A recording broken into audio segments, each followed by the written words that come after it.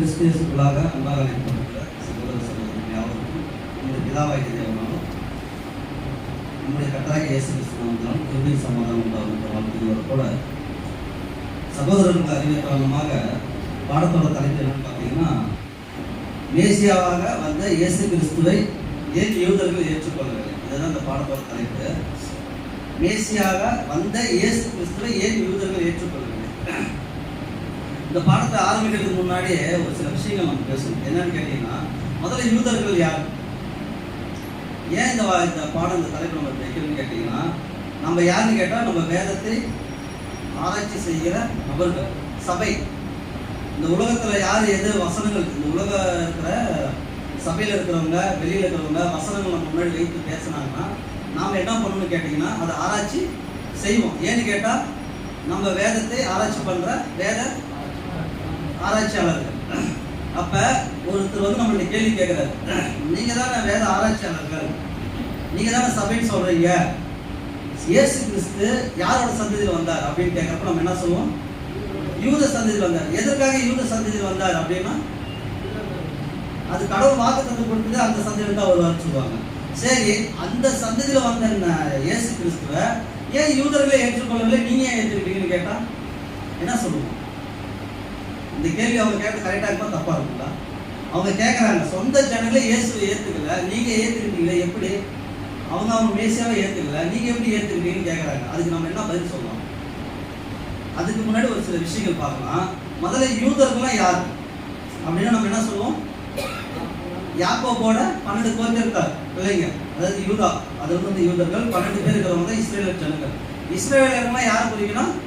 யாக்கோபை குறிக்கும். ஏன்னு கேட்குறப்ப கடவுள் என்ன சொல்றாரு, இனிமேட்டு ஒரு பேர் யாக்கோபின்னு என்னப்படாம இஸ்ரவேல் என்னப்படும். அப்ப இஸ்ரவேல் அப்படின்னா, இப்ப இஸ்ரேல் தேசம்னா அது யாக்கோபு தான். யாக்கோபோட சந்ததிகள் இருக்கிற இடம் தான் இஸ்ரேல் அப்படின்னு நம்ம சொல்றோம். இப்போ இன்னொரு கேள்வி, இந்த இஸ்ரேலோட சொந்த இடம் எதுங்க? இஸ்ரேல் மக்களுடைய சொந்த பூமின்னு ஒன்று சொல்லுவோம் இல்லை? எனக்கு சொந்த இடம்னா நான் பிறந்த இடம்னு சொல்லலாம். அந்த மாதிரி எல்லாத்துக்கும் சொந்த இடம்னு சொன்னா என்ன சொல்லுவாங்க? நம்ம தாத்தாக்கள் வாழ்ந்த இடம் தான் நம்மளுக்கு சொந்த இடம்னு சொல்லுவோம். இப்போ அவங்களோட சொந்த பூமி எது? ஆபிரகாம். ஆபிரகாம் எங்க வாழ்ந்தாருங்க? எந்த ஊரு? மெசபத்தோமியா. மெசபத்தோமியா இப்ப எங்க இருக்குதுன்னு கேட்டீங்கன்னா, ஈராக் பகுதி தான் மெசபத்தோமியா. அப்ப ஆபிரகாமோட சொந்த பூர்வீகம் எதுங்க? மெசபத்தோமியா தான். மெசபத்தோமியா ஈராக் பகுதி. இப்ப இருக்கிற ஈராக் பகுதி, ஈராக் பகுதியில் ஊர் என்கிற ஒரு தேசம் இருக்குது. இன்னுமே அந்த பகுதியை சேர்ந்தவங்க யாருன்னு கேட்டா ஆபிரகாம். ஆனா இப்ப கடவுளால் கொடுக்கப்பட்ட ஒரு தேசம் எதுன்னு கேட்டீங்கன்னா, அது இஸ்ரேல் தேசம். ஆபிரகாம் அங்கிருந்து கிளம்பி வந்து கானான் தேசத்துல பரதேசியா சுற்றி திரிந்து ஈசாக்கு பிறக்கிறாரு. ஈசாக்கு அப்புறம் யாருன்னா, ஈசாக்கு 2 பசங்க, ஏசா, யாக்கோபு. யாக்கோபு என்ன பண்றாருன்னா, அவருக்கு 12 பிள்ளைகள் பிறக்கிறது. அந்த 12 பிள்ளைகள் தான் எகிப்துக்கு போயிட்டு கானானுக்குள்ள வர சந்ததி. அப்ப இவங்களோட பூர்வீகம் எதுன்னு நம்ம சொன்னா எதை சொல்லலாம்? பூர்வீகம் மெசபத்தோமியா தான். ஆனா இப்ப இவங்க கடவுள் கொடுக்கப்பட்ட தேசம், அதை நம்ம மாற்று கருத்து. ஆனா பூர்வீகம் எடுத்தா மெசபத்தோமியா. அதனாலதான் இன்ன வரைக்கும் இஸ்ரேல்ல ஒரு என்ன பண்ணான்னு கேட்டீங்கன்னா, மரபணு சோதனை. அதாவது அவங்க எந்த இனம் அப்படின்னு சொல்லி சோதனை யாரும் பண்ணக்கூடாது, தடை பண்ணியிருக்கிறாங்க இன்ன வரைக்கும். ஏன்னா அதை கண்டுபிடிச்சா அவங்களோட மரபணுக்கள் எதை பத்தி சொல்லணும்னா அந்த நாட்டை பத்தி தெரிஞ்சிடும். அப்ப அந்த நாட்டுக்காரங்க யாருன்னு கேட்கிறப்ப மெசபத்தோமியர்கள் அவங்க. அப்ப ஏசாவோட சந்ததி யாருங்க? ஏதோமியர்கள். ஏரோதோட ஏரோது நம்ம சொல்றீங்களா புதிய ஏற்பாட்டுல? அந்த ஏரோது யாரோட இது வராங்கன்னா, ஏதோமியர்கள் இருந்து தான் ஏரோதர்கள் வராங்க. ஏசாவோட சந்ததி தான் இந்த ஏரோதியர்கள். அது ஒரு வகுப்பு, அது தனிப்பாடம். இப்போ நம்மளோட கேள்வி என்னன்னு கேட்டீங்கன்னா, இப்போ நம்மளுக்கு ஓரளவுக்கு தெரிஞ்சிருக்கும். மெசபத்தோமியால இருந்து ஆபிரகாம் எங்க வராருன்னா கானான் தேசத்துக்குள்ள வராரு. கடவுளால் கொடுக்கப்பட்டதான் கானான் தேசம் நம்ம பார்க்கணும். இது நம்மளுக்கு எல்லாத்துக்கும் தெரியும். இப்போ நம்மளுக்கு ஒரு கேள்வி என்னன்னு கேட்டா, இந்த சந்ததியில் யாரு வரான்னு கேட்கிறப்ப 12 கோத்திரத்துல யூதா என்ற ஒரு கோத்திரத்துக்குள்ளதான் இயேசு கிறிஸ்து வராரு. நமக்கு கேள்வி என்னன்னா, ஏன் யூதா கோத்திரத்துல வரணும்? ஒரு கேள்வி. ரெண்டாவது, யூதா கோத்திரத்துல வந்த மேசியா இயேசு கிறிஸ்து, மெசியா வந்த இயேசு கிறிஸ்து ஏன் யூதர்களை ஏத்துக்கலன்னா, அதுக்கு ஆதார வசனம் வாசிக்க. லூக்கா 22ஆம் அதிகாரம் 67ஆம் வசனம். நீ கிறிஸ்துவா? அதை எங்களுக்கு சொல் என்றார்கள். அதற்கு அவர், நான் உங்களுக்கு சொன்னாலும் நம்ப மாட்டீர்கள். ஆமா, இயேசு கிறிஸ்து வந்து யார் இந்த வார்த்தை கேட்கிறாங்க? பரிசேயர்கள் சதுசேயர்கள், வேதபாரகர், பிரதான ஆசாரியர் எல்லாருமே என்னன்னா நீங்க யாரு அப்படின்னு கேட்கறாங்க. நீ மேசியாவா இருந்தா எங்களுக்கு சொல்லு, ஏன்னா நீங்க குழப்பறீங்க. நீங்க செய்யற விஷயம் எப்படிதான் தெரியுது? மேசியா மாதிரி தெரியுது, மேசியா இல்லாத மாதிரி தெரியுது. அதனாலதான் அவங்க என்ன சொல்றாங்கன்னா நீ யாருன்னு எங்களுக்கு சொல்லுன்றாங்க. ஆனா இயேசு கிறிஸ்து என்ன சொல்றாங்க? அவர் என்ன சொல்லிருக்கு இந்த பதிலுக்கு கரெக்டா? நான் மேசியான்னு சொல்லிதான் பிரச்சனை சால்வ் தானே. அவர் ஏங்க சொல்லல? அவர் என்ன பண்ணா, இப்ப நீங்க கேட்குங்க, ராஜா நீங்க எந்த ஊருக்காருன்னு கேட்குறீங்க. நான் என்ன சொல்லணும்? இந்த ஊருக்காரனா பிரச்சனை முடிஞ்சிச்சு இல்ல. ஆனா இயேசு கிறிஸ்து என்ன சொல்றாரு அந்த இடத்துல? நான் சொன்னாலும் நீங்க நம்ப மாட்டீங்க. ஏன் ஏன் அவங்க நம்ப மாட்டாங்க? அதுதான் பாயிண்ட். என்ன அவங்க மைண்ட்ல என்ன வச்சுக்கிட்டாங்க? மேசியானா எப்படின்னு சொல்லி அவங்க ஒரு வரமுறையை வச்சிருக்கிறாங்க. மேசியானா இப்படிதான் இருக்கணும், மேசியா இப்படிதான் வருவாரு, மேசியா இந்த வேலை செய்வாரு அப்படின்னு சொல்லி யூதர்கள் என்ன பண்ணிக்கிறாங்கன்னா ஒரு கணக்கு வச்சிருக்கிறாங்க. அதுல ஒரு சில கணக்குகள் நம்ம பார்ப்போம். யூதர்களை பற்றி யூதர்கள் மேசியா மேல ஒரு நம்பிக்கை வச்சிருக்காங்க. எப்படின்னு பாத்தீங்கன்னா, மேசியா என்பவர் ஒரு கடவுளா இருக்க முடியாது. ஏன்னா இது யூதர்களோட ஸ்டேட்மெண்ட். இது சொல்றாங்க ஓப்பனா, மேசியாவா வரவரு கடவுளா இருக்க முடியாதுன்றாங்க. ஒண்ணு. ரெண்டாவது, பாதி கடவுள் பாதி மனிதனாகவும் இருக்க முடியாது அப்படின்றாங்க. மேசியா என்பவர் எப்படி வருவார்னா, தாவீது சாலமோன் சந்ததியில் பிறப்பவரா இருப்பாரு. மேசியா என்ன பண்ணுவாருன்னா தீர்க்கதரிசி, அதாவது கோகன் அப்படின்னு சொல்லக்கூடிய ஒரு வகுப்புல அபிஷேகம் செய்யப்பட்டவரா இருப்பாரு. மேசியா என்பவர் மோசே மாதிரி தோராவை பற்றி எங்களுக்கு தெளிவாக போதிக்கிறவரா இருப்பாரு. மேசியா என்பவர் இஸ்ரேல் தேசத்தை விடுதலை பண்ணி யூதர்கள் சிதந்தி இருக்கிற யூதர்களை கூட்டி சேர்ப்பார் அப்படின்றாங்க. மேசியா என்பவர் என்ன பண்ணுவார்னா இஸ்ரேல் தேசத்தை ஆளுகை செய்வார். மேசியா என்பவர் தேவாலயத்தை கட்டி கொடுப்பார். மேசியா என்பவர் யூபிலி சட்டத்தை கொண்டு வருவார். மேசியா என்பவர் 70 பேர் கொண்ட ஒரு சட்டமன்றத்தை ஏற்படுத்துவார். இது எல்லாம் என்னன்னா, அதே மாதிரி மேசியா என்பவர் உயிரோடு இருக்கும் பொழுது இவை எல்லாத்தையும் செய்து முடித்திருவார். அவர் தான் மேசியா. இது ஏன் அவங்க சொல்றாங்கன்னு கேட்டீங்கன்னா, அவங்களோட தோரா என்ற நம்ம பழைய ஏற்பாடு சொல்றோம் இல்லையா, அந்த தோராவில் இதை பத்தி டீட்டெயிலா இருக்குது. அவங்களுக்கு தோரான்னு பார்த்தா தீர்க்கதரிசி ஆகமத்துல டீட்டெயிலா சொல்லப்பட்டிருக்குதுன்னு அவங்க இந்த வாதத்தை வைக்கிறாங்க. நீங்க யூதர்கிட்ட போய் லிட்டரலாவே நீங்க போய் ஏன் இயேசுவை நீங்க ஏத்துக்கலன்னு கேட்டா அவங்க சொல்ற ஆன்சர்ல பிரதானமானது 3. ஒண்ணு, எங்களுக்கு தேவாலயத்தை கட்டி கொடுக்கணும். ரெண்டாவது, சிறுநீரை எங்களை ஒன்று சேர்த்துக்கணும் அவங்க சொல்றது. மூணாவது, இவர் மேசியான்னு போய் சொல்ல தேவையில்லை. அவர் மேசியாவா வந்தாருன்னா அது நான் தான் மேசியா அப்படின்னு அவர் யாருக்குமே ரெக்கமெண்ட் பண்ண தேவையில்லை. அவர் எல்லாத்தையும் எங்களுக்கு தெரியும், இவர் தான் மேசியா, ஏன்னா எங்களை மீட்க வந்தவர் எங்களுக்கு தெரியும் அப்படின்னு கேட்கறாங்க. அப்ப இயேசு கிறிஸ்து வந்து என்ன மீட் எடுத்தாரு நம்ம கேட்கறாங்க. எங்களை ஒன்று சேர்த்தாரா, மீட் எடுத்தாரா, தேவாலயத்தை கட்டினாரா, என்ன பண்ணாரு? ஒண்ணுமே பண்ணலையே. அவர் எப்படி எங்க ரட்சகரை நாங்க ஏத்துக்கிறது அப்படின்னு கேட்கறாங்க. இதுல முதல்ல ஒரு கேள்வி நம்ம வச்சோம். மேசியா என்பவர் ஒரு கடவுள் இல்லை அவங்களோட பாணியில. இப்ப இயேசு கிறிஸ்து உலக பாணியில என்னவா இருக்கிறாரு? கடவுளா இருக்கிறாரு. ஆனா நம்மளுக்கு அவர் யாரா இருக்கிறாரு? நம்மளுக்கு மீட்பர், மூத்த சகோதரர், மீட்பர், ரட்சகர். நம்மளுக்கு கடவுளா இயேசு கிறிஸ்து. இன்னைக்கு பெண்டிகாஸ்ல கூட என்ன சொல்றாங்க? பிதா, குமாரன், பரிசுத்த ஆவி, இவங்க மூவரும் சேர்ந்ததுதான் ஒருவரே. அப்ப இயேசு கிறிஸ்து கடவுளாயிட்டாரு இல்லைங்களா? அப்ப இயேசு, அதாவது மேசியா என்பவர் கடவுள் அல்ல என்று அவங்க சொன்ன முதல் மீட்டிங் எங்க இருந்து ஸ்டார்ட் பண்ணலான்னு கேட்டீங்கன்னா, இந்த விஷயத்தை வந்து குர்ஆன்ல வந்து நபிகள் நாயகம் கூட சொல்லுவார். அதாவது மரியமன் மகன் அப்படின்னு சொல்லுவாங்க. அவர் வந்து ஒரு நபி அப்படின்னு சொல்லுவார். அவர் வந்து கடவுள் அல்ல, இறை தூதர் அப்படின்னு சொல்லுவார். ஏன் இந்த விஷயத்தை வந்து இஸ்லாத்துலயும் யூதர்களும் ஏன் இவ்வளவு ஸ்ட்ராங்கா இருக்கிறான்னு கேட்டீங்கன்னா, இஸ்லாமுக்கு வந்து 1500 வருஷத்துக்கு முன்னாடி நபிகள் வந்து முன்னாடி. ஆனா யூதர்களும் இதே வார்த்தையை யூஸ் பண்றாங்கன்னு கேட்டீங்கன்னா, இதுக்கு காரணம் ஏன்னு கேட்டீங்கன்னா போப்பு மார்க்கம் தான். ஏன்னு கேட்டீங்கன்னா, இயேசு கிறிஸ்து கடவுள் அப்படின்ற ஒரு ஸ்டாக் எங்கெல்லாம் வந்துச்சுன்னு கேட்டீங்கன்னா போப்பு மார்க்கம் தான் ஸ்டார்ட் ஆகும். கடவுளுக்கு நிகராக குமாரனை வைத்தாங்க. அவர் வந்து அந்த ஈக்குவல் அப்படின்னு. அதுக்கப்புறம் பார்த்தீங்கன்னா புரொட்டஸ்டாண்ட் வந்துச்சு. புரொட்டஸ்டாண்ட்ல தான் என்னன்னு கேட்டீங்கன்னா பிதா, குமாரன், பரிசுத்த ஆவி ஒருவரே அப்படின்னு வந்துச்சு. அப்ப இதுல எப்படி கேட்டா இவர் நபி வராதப்பே இதெல்லாம் இருந்துச்சு.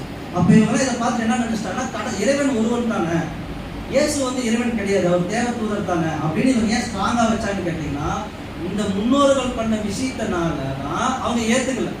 யாரு? இந்த குர்ஆன் படி இவங்க ஏத்துக்கல. யூதர்களும் என்ன சொல்றாங்கன்னா, எங்களுக்கு வந்து யெகோவான்ற ஒரு கடவுள் இருக்கிறாரு, இயேசு எங்களுக்கு கடவுள் இல்லை அப்படின்னு இவங்க 2 பேர் வைக்கிற வாதம் என்னன்னு கேட்டீங்கன்னா, சத்தியத்தை கள்ளோபதேசம் கலந்து இயேசு கடவுள் ஈக்குவல் என்னைக்கு வைச்சாங்களோ அன்னையிலிருந்து இந்த விஷயத்தை மறுதளிக்கிறவங்க இந்த 2 விஷயத்தையும் இந்த 2 வகுப்பால் மறுதளிக்கிறாங்க. அப்போ அவங்க மேடையில அவங்க பாயிண்ட்ல எப்படின்னு கேட்டீங்கன்னா, கிறிஸ்துவ மண்டலம் எப்படின்னு கேட்டா இயேசுதான் இவங்களுக்கு கடவுள் அப்படின்னு நினைச்சுக்கிறாங்க. கிறிஸ்துவ மண்டலத்தோட கடவுள் யாருன்னு கேட்டா அது இயேசு கிறிஸ்து தான் நினைக்கிறாங்க. ஆனா அப்படி அல்ல, நமக்கு அப்படி அல்ல. நம்மளுக்கு கடவுள் யாருன்னு கேட்கிறப்ப யாவே கடவுள் இருக்கிறார், அவருடைய குமாரன் தான் இயேசு கிறிஸ்து. அப்ப நமக்கும் அவங்களுக்கு வேறுபாடு இருக்குது. அதனாலதான் நம்மளே கூட எப்படி பாக்குறான்னு கேட்டா, நீங்க இயேசு கும்பிடுறீங்களா, உங்க கடவுள் இயேசு தானே அப்படின்ற பார்வையில தான் இருக்கு. ஏன்னா மெஜாரிட்டி எதுவோ அதை தான் அவங்க தீர்மானம் பண்ணுவாங்க. ஆனா இன்னைக்கு மெஜாரிட்டி பாத்தீங்கன்னா உலகம் ஃபுல்லா இயேசு தான் கடவுளா இருக்கிறார். ஆனா இயேசு கடவுள் இல்லை, இயேசு மீட்பர் ரட்சகர். யாரு உலகத்தோட மீட்பர் நம்ம சொல்றோம். அப்ப இந்த பாயிண்ட்ல பாக்குறப்ப ஒரு சில வகுப்பாளர் இந்த விஷயத்த பேசுறோம், மெஜாரிட்டியா அவங்க கடவுளா தான் ஏத்துக்கிறாங்க. இதனாலதான் அவங்க கடவுள் இல்லை, கடவுள் வந்து மெசியா வரமாட்டாருன்னு சொல்லிட்டாங்க. அடுத்தது பாதி கடவுள் பாதி மனிதன் ஒரு கேள்வி வச்சாங்க. இந்த பாதி கடவுள் பாதி மனிதன்ற வார்த்தை எப்படி யூஸ் பண்றாங்கன்னு கேட்டீங்கன்னா, இயேசு கிறிஸ்து மரித்து 3ஆம் நாள் என்ன பண்ணிட்டாங்க, உயிர் பெற்றாருந்தாங்க. அவங்க அவர் உயிர் தெளவேல அப்படின்றாங்க. இயேசு கிறிஸ்துவ அவங்க உயிர் தெளல. ஏன்னா உயிர் தெழுந்து என்ன இருக்கு அந்த இடத்துல, அவரு உயிர் தெழுந்தவங்க யாருன்னா செத்துறாங்களா அப்படின்னா யாருமே இல்லை. ஆனா இயேசு கிறிஸ்து உயிர் தெழுந்தது அவங்க நம்பல. அது நம்ம பைபிளே ஆதாரம் இருக்குது. என்ன சொல்றாங்க, இந்த கல்லறை பாதுகாக்கிறாங்க, இயேசு கிறிஸ்து உயிர் தெழுந்தா அந்த சீஷர் அந்த கல்லறை பாதுகாக்க காவலாளிகள் போய் யார்கிட்ட சொல்றாங்க, பிரதான ஆசாரிட்ட சொல்றாங்க. அதுக்கு அவங்க என்ன சொல்றாங்க, இது சொல்லாத. அப்போ உயிர் தெழுதல் பத்தி அப்பயே மறுத்துட்டாங்க. அப்ப இவங்க என்ன சொல்றாங்கன்னா, உயிர் தெள வாய்ப்பு இல்லைன்றாங்க. மேசியா வந்த ஒரு இயேசுவோ உயிரோட இருக்கிறப்ப இவங்க எல்லாம் செஞ்சு முடிச்சுக்கணும். ஆனா அவர் என்ன பண்ணுவாரா, மறுப்பாரா, 3ஆம் நாள் வருவாரா, மறுபடியும் வந்து ஆலயத்தை கட்டி எல்லாம் ஒன்று சேர்த்து இதெல்லாம் என்ன பண்ண நடக்கிற காரியம். மேசியான்றது ஒரு தடவை தான் வரணும், ஒரே ஒரு தடவை வரணும், எல்லாத்தையும் செஞ்சு முடிக்கணும் அவங்களோட பணியில. ஆனா இயேசு செகண்ட் கம்மியில் வந்து இதெல்லாம் பண்ணுவாருன்றது நாங்க நம்பல. யார் சொல்றா, யூதர்கள் சொன்னாங்க. அவங்க பாருங்க இது கரெக்டா தப்புங்களா, அவங்க பாருங்க இது வைக்கிறாங்க. 3ஆவதா என்னன்னு கேட்டா, ஒரு முக்கியமான ஒரு கேள்வி யூதர்கள் மத்தியில, அவங்க வந்து பழைய ஏற்பாடை மட்டும்தான் ஏத்துக்கிறாங்க, புதிய ஏற்பாடை ஏன் ஏத்துக்கல. அவங்க கேட்கற நான் பேசுறப்ப சொல்றாரு, புதிய ஏற்பாடு நான் ஏத்துக்க மாட்டேன், பழைய ஏற்பாடு மட்டும் தான் கிடையாது. எங்களுக்கு வந்து பழைய ஏற்பாடு சேர்ந்தது யூத புக்கு, புதிய ஏற்பாடு எங்களுக்கு கிடையாது. ஏன்னு கேட்டீங்கன்னா கிரேக்க மொழியில் எழுதப்பட்டது. ஆனா எங்க மொழியில எதிரேக மொழியில் எழுதப்பட்டதா பழைய ஏற்பாடுன்னு கேட்கறாங்க. அப்ப புதிய ஏற்பாடு ஏன் கிரேக்க மொழியில் எழுதப்பட்டது, அப்ப ஏன் அவங்க அந்த கிரேக்கத்தை ஏத்துக்க மாட்டேங்கிறாங்கன்னா, அந்த மொழி எங்களுக்கு அந்நிய மொழி, அதனால அந்த எங்களை விட்டு வெளியில இருக்கிற மொழியில நாங்க ஏத்துக்க மாட்டோம், எங்க மொழியில கொடுக்கப்பட்ட புக்கு தான் நாங்க ஏத்துக்குவோம். ஏன்னா கடவுளால் தெரிந்து கொள்ளப்பட்ட சொந்த ஜனங்கள் நாங்க மட்டும்தான் அப்படின்ற ஒரு கர்வத்தை ஒண்ணுமே இருக்கிறாங்க. அதனாலதான் நீங்க யூதர்கிட்ட இப்ப கூட பேசுனீங்கன்னா புதிய ஏற்பாடு எடுத்து வச்சீங்கன்னா அவங்க ஏத்துக்கவே மாட்டாங்க. புதிய ஏற்பாடு பத்தி பேசுறதுன்னா பேசாதீங்கன்னு. பழைய ஏற்பாடு பத்தி எனக்கு எவ்வளவு வேணாலும் பேசுங்க, எவ்வளவு விவாதம் பண்ணிக்கலாம். ஆனா புதிய ஏற்பாடு எடுத்து வச்சீங்கன்னா அதை பத்தி பேச எனக்கு விருப்பம் இல்லை. அதே மாதிரி புதிய ஏற்பாடை அவங்க படிக்கவே மாட்டாங்க, ஏற்றுக்கவும் மாட்டாங்க. அப்படிதான் இருக்கிறாங்க யூதர்கள். அப்ப ஏன் இந்த புதிய ஏற்பாடு அவங்க ஏத்துக்கல அப்படின்னா, இப்ப நம்மளுக்கு ஒரு கேள்வி, நம்ம புதிய ஏற்பாடு படியும் வசனத்தை பார்க்க போறோம், பழைய ஏற்பாடும் படியும் இவர் மெசியா தான் என்பதற்கு ஆதாரம் இருக்குது நம்மளுக்கிட்ட. ஆனா அவங்க ஒரு சில வசனங்களை மட்டும் வச்சுக்கொண்டு மெசியானா இப்படிதான் இருப்பாங்கன்னு ஒரு சில வார்த்தைகள் சொல்றாங்க. இந்த வசனங்கள் நீங்க படிக்கிறப்ப நம்மளுக்கே கிளியரா புரியும் இந்த வசனம் எதை பத்தி பேசுறது நம்ம பார்ப்போம். எரேமியா 33:18 வாசிங்க.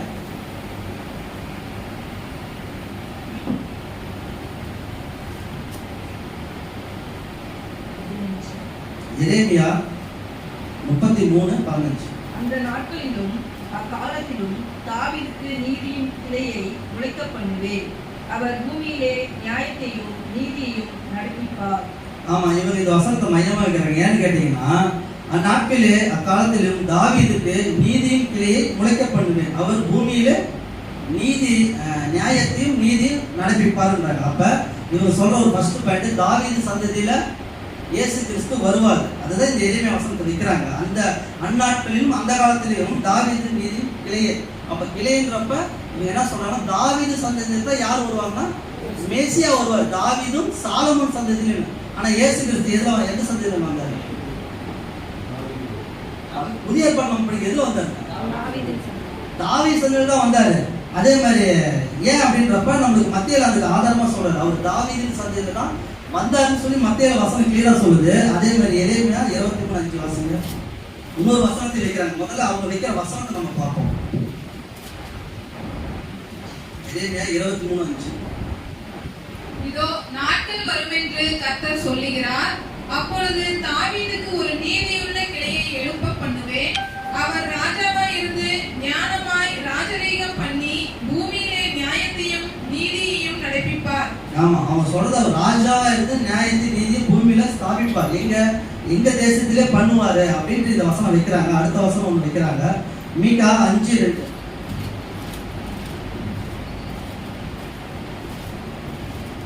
மீகா 5:2. எப்பிராத்தா எனப்பட்ட பெத்லகேமே, நீ யூதேயாவில் உள்ள ஆயிரங்களுக்குள்ளே சிறியதாய் இருந்தும் இஸ்ரேலை ஆளப்போகிறவர் உன்னிடத்தில் இருந்து புறப்பட்டு என்னிடத்தில் வருவார். ஆமா, அவங்க வைக்கிற வசனம் இந்த ஒரு வசனம். அடுத்தது பாத்தீங்கன்னா ஏசாயா 9:7.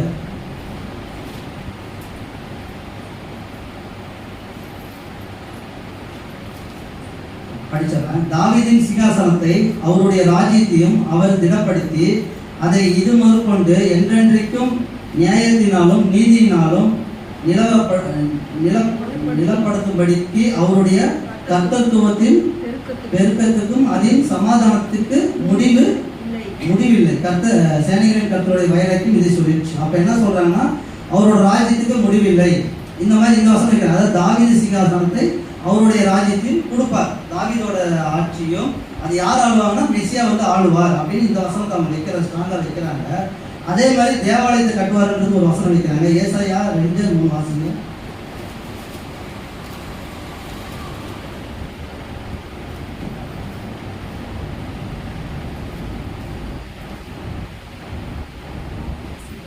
ஏசாயா 2:3.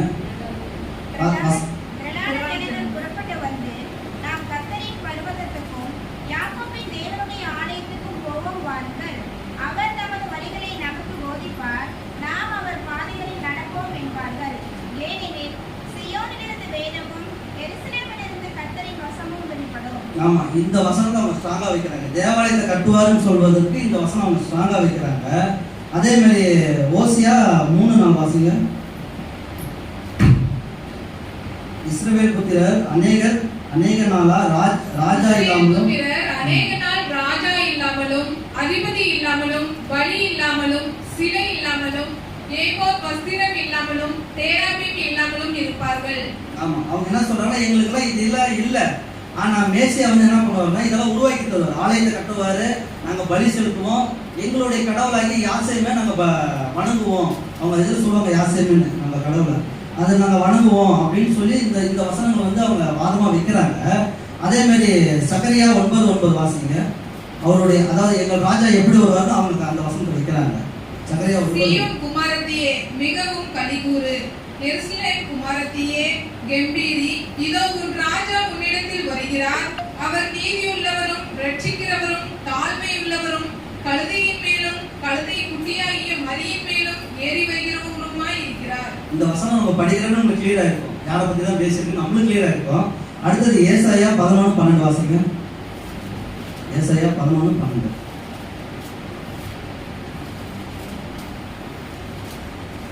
ஜாதிகளுக்கு ஒரு கொடியை ஏற்றி இஸ்ரேலின் துரத்தண்டவர்களை சேர்த்து யூதாவின் சிதறடிக்கப்பட்டவர்களை பூமியின் 4 திசைகளிலும் இருந்து கூட்டுவார்.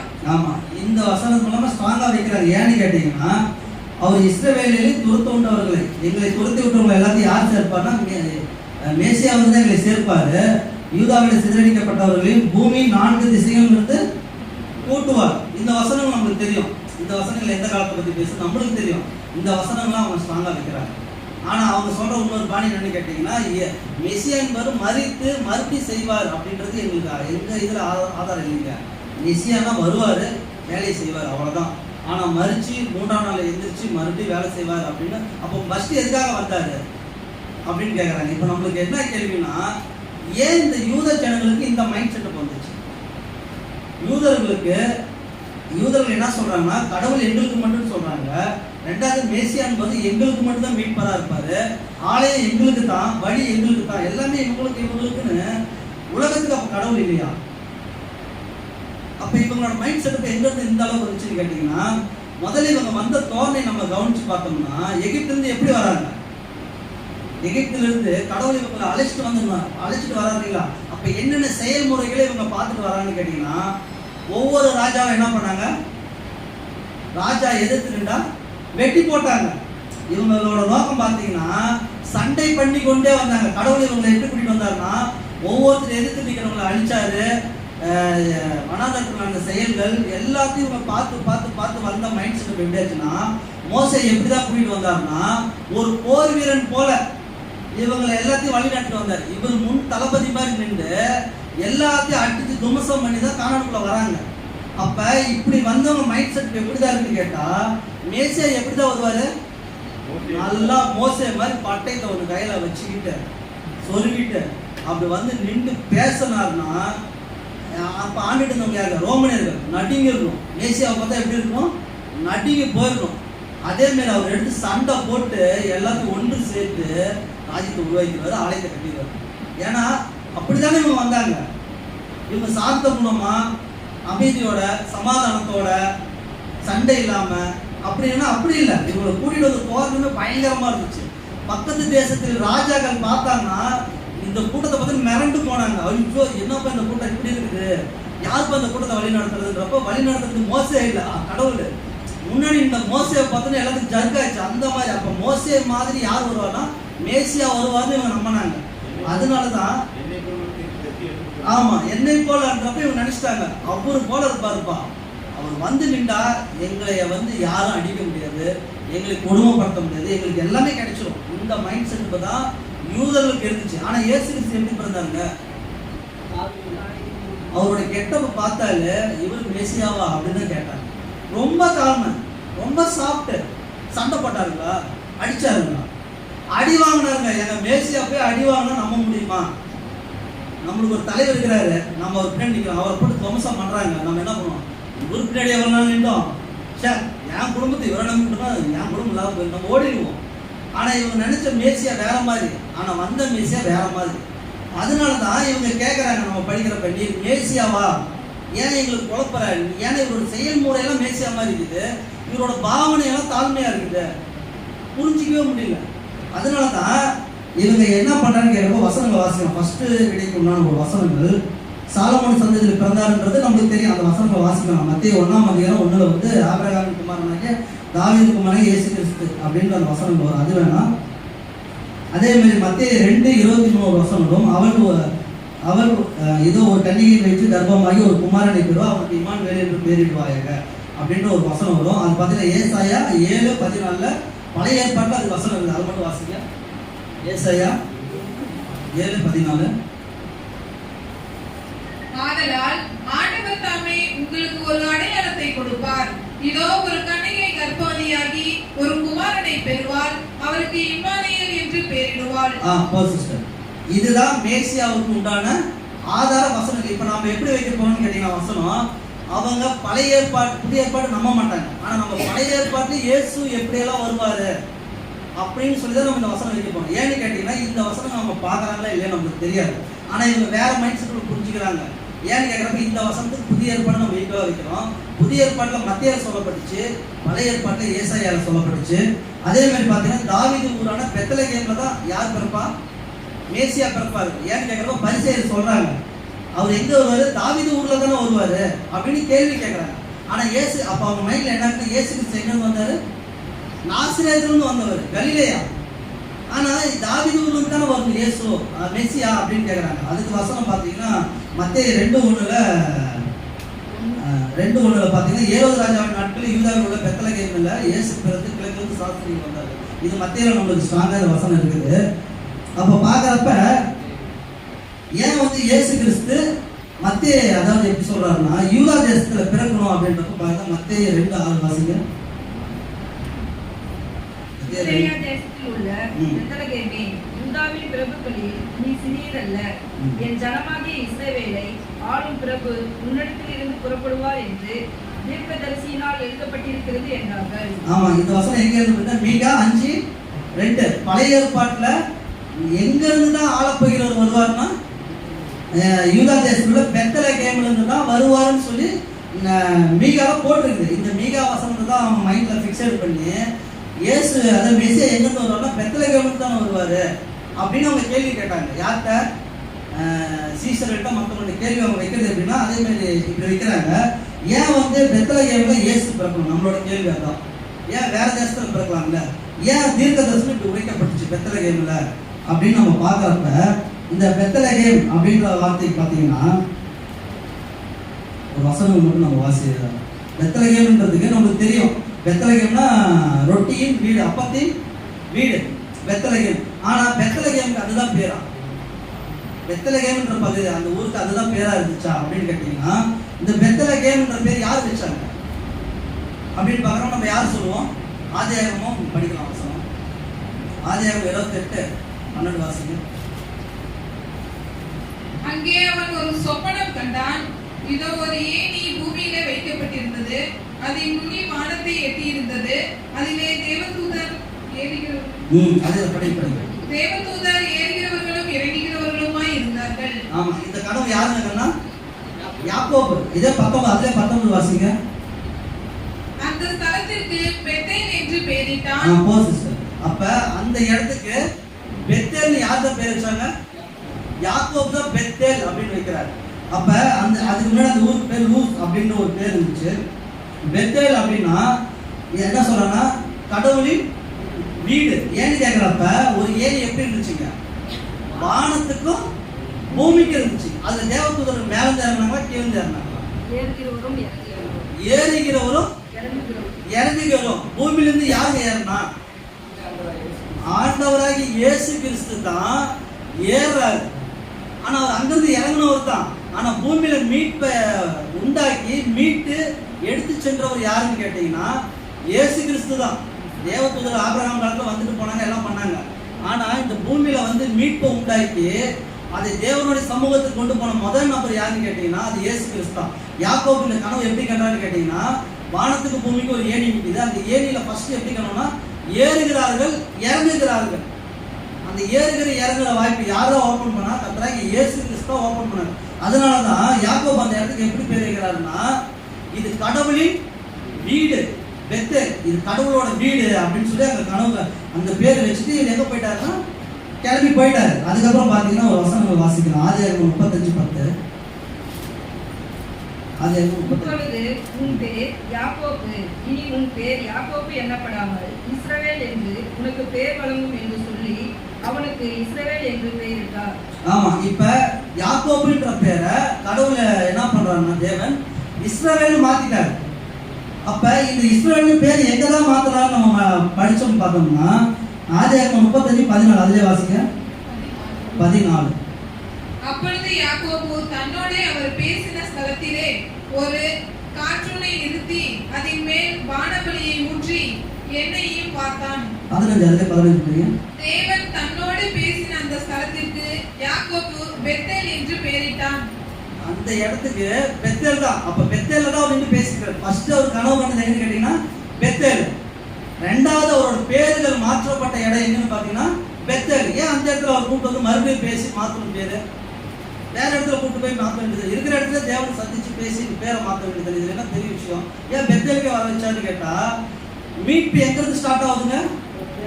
உன்னை ஆள போகிற பிரபு எங்க இருந்து வருவாரு? பெத்தேல். எந்த இடத்துல உன்னோட பேரை மாற்றணும், எந்த இடத்துல நீ கனவு கண்டு அது கடவுளோட வீடு நீ சொல்லப்பட்டியோ அந்த இடத்துல இருந்து தான் யார் வராருன்னா உன்னை மீட்டெடுக்கிற மீட்பர் வருவார். அதுதான் அந்த இடத்துல பெத்தேல் கடவுளோட வீடுன்னு வைக்கிறாரு. இப்ப அதே மாதிரி பாத்தீங்கன்னா இன்னொரு ஆதியாகமம் 35:19 வாசிங்க. ராகேல் மரித்து பெத்லகேம் என்னும் எப்பிராத்தா ஊருக்கு போகிற வழியிலே அடக்கம் பண்ணப்பட்டார். ஆமா, இங்க வசனம் பாத்தீங்கன்னா பெத்தேல் என்னும் எப்பிராத்தா ஊருக்கு போகிற வழியில அடக்கம் பண்ணப்பட்டார். இப்ப நம்மளோட கேள்வி பெத்தேலா எப்பிராத்தாவா? அந்த ஊர் பேர் என்ன? இங்க படிச்சோம் பெத்தேல் தான். ஆனா எப்பிராத்தான்னு சொல்லுது. ஆனா மீகால பாத்தீங்கன்னா எப்பிராத்தா என்னப்பட்ட பெத்லகேம்னு சொல்லப்பட்டிருக்கும். ஒண்ணு பெத்லகேம்னு சொல்லிருக்கும். அது என்ன எப்பிராத்தா என்னப்பட்ட பெத்லகேம்? அது நம்ம கேள்வி கேட்கணுங்களா? அப்ப அது எப்பிராத்தாவா பெத்லகேமா? அப்ப அந்த ஊருக்கு என்ன பேரு அப்படின்னு பாத்தீங்கன்னா வசனம் கிளியரா சொல்லுது எப்பிராத்தா என்னப்பட்ட பெத்லகேமே அப்படின்றாரு.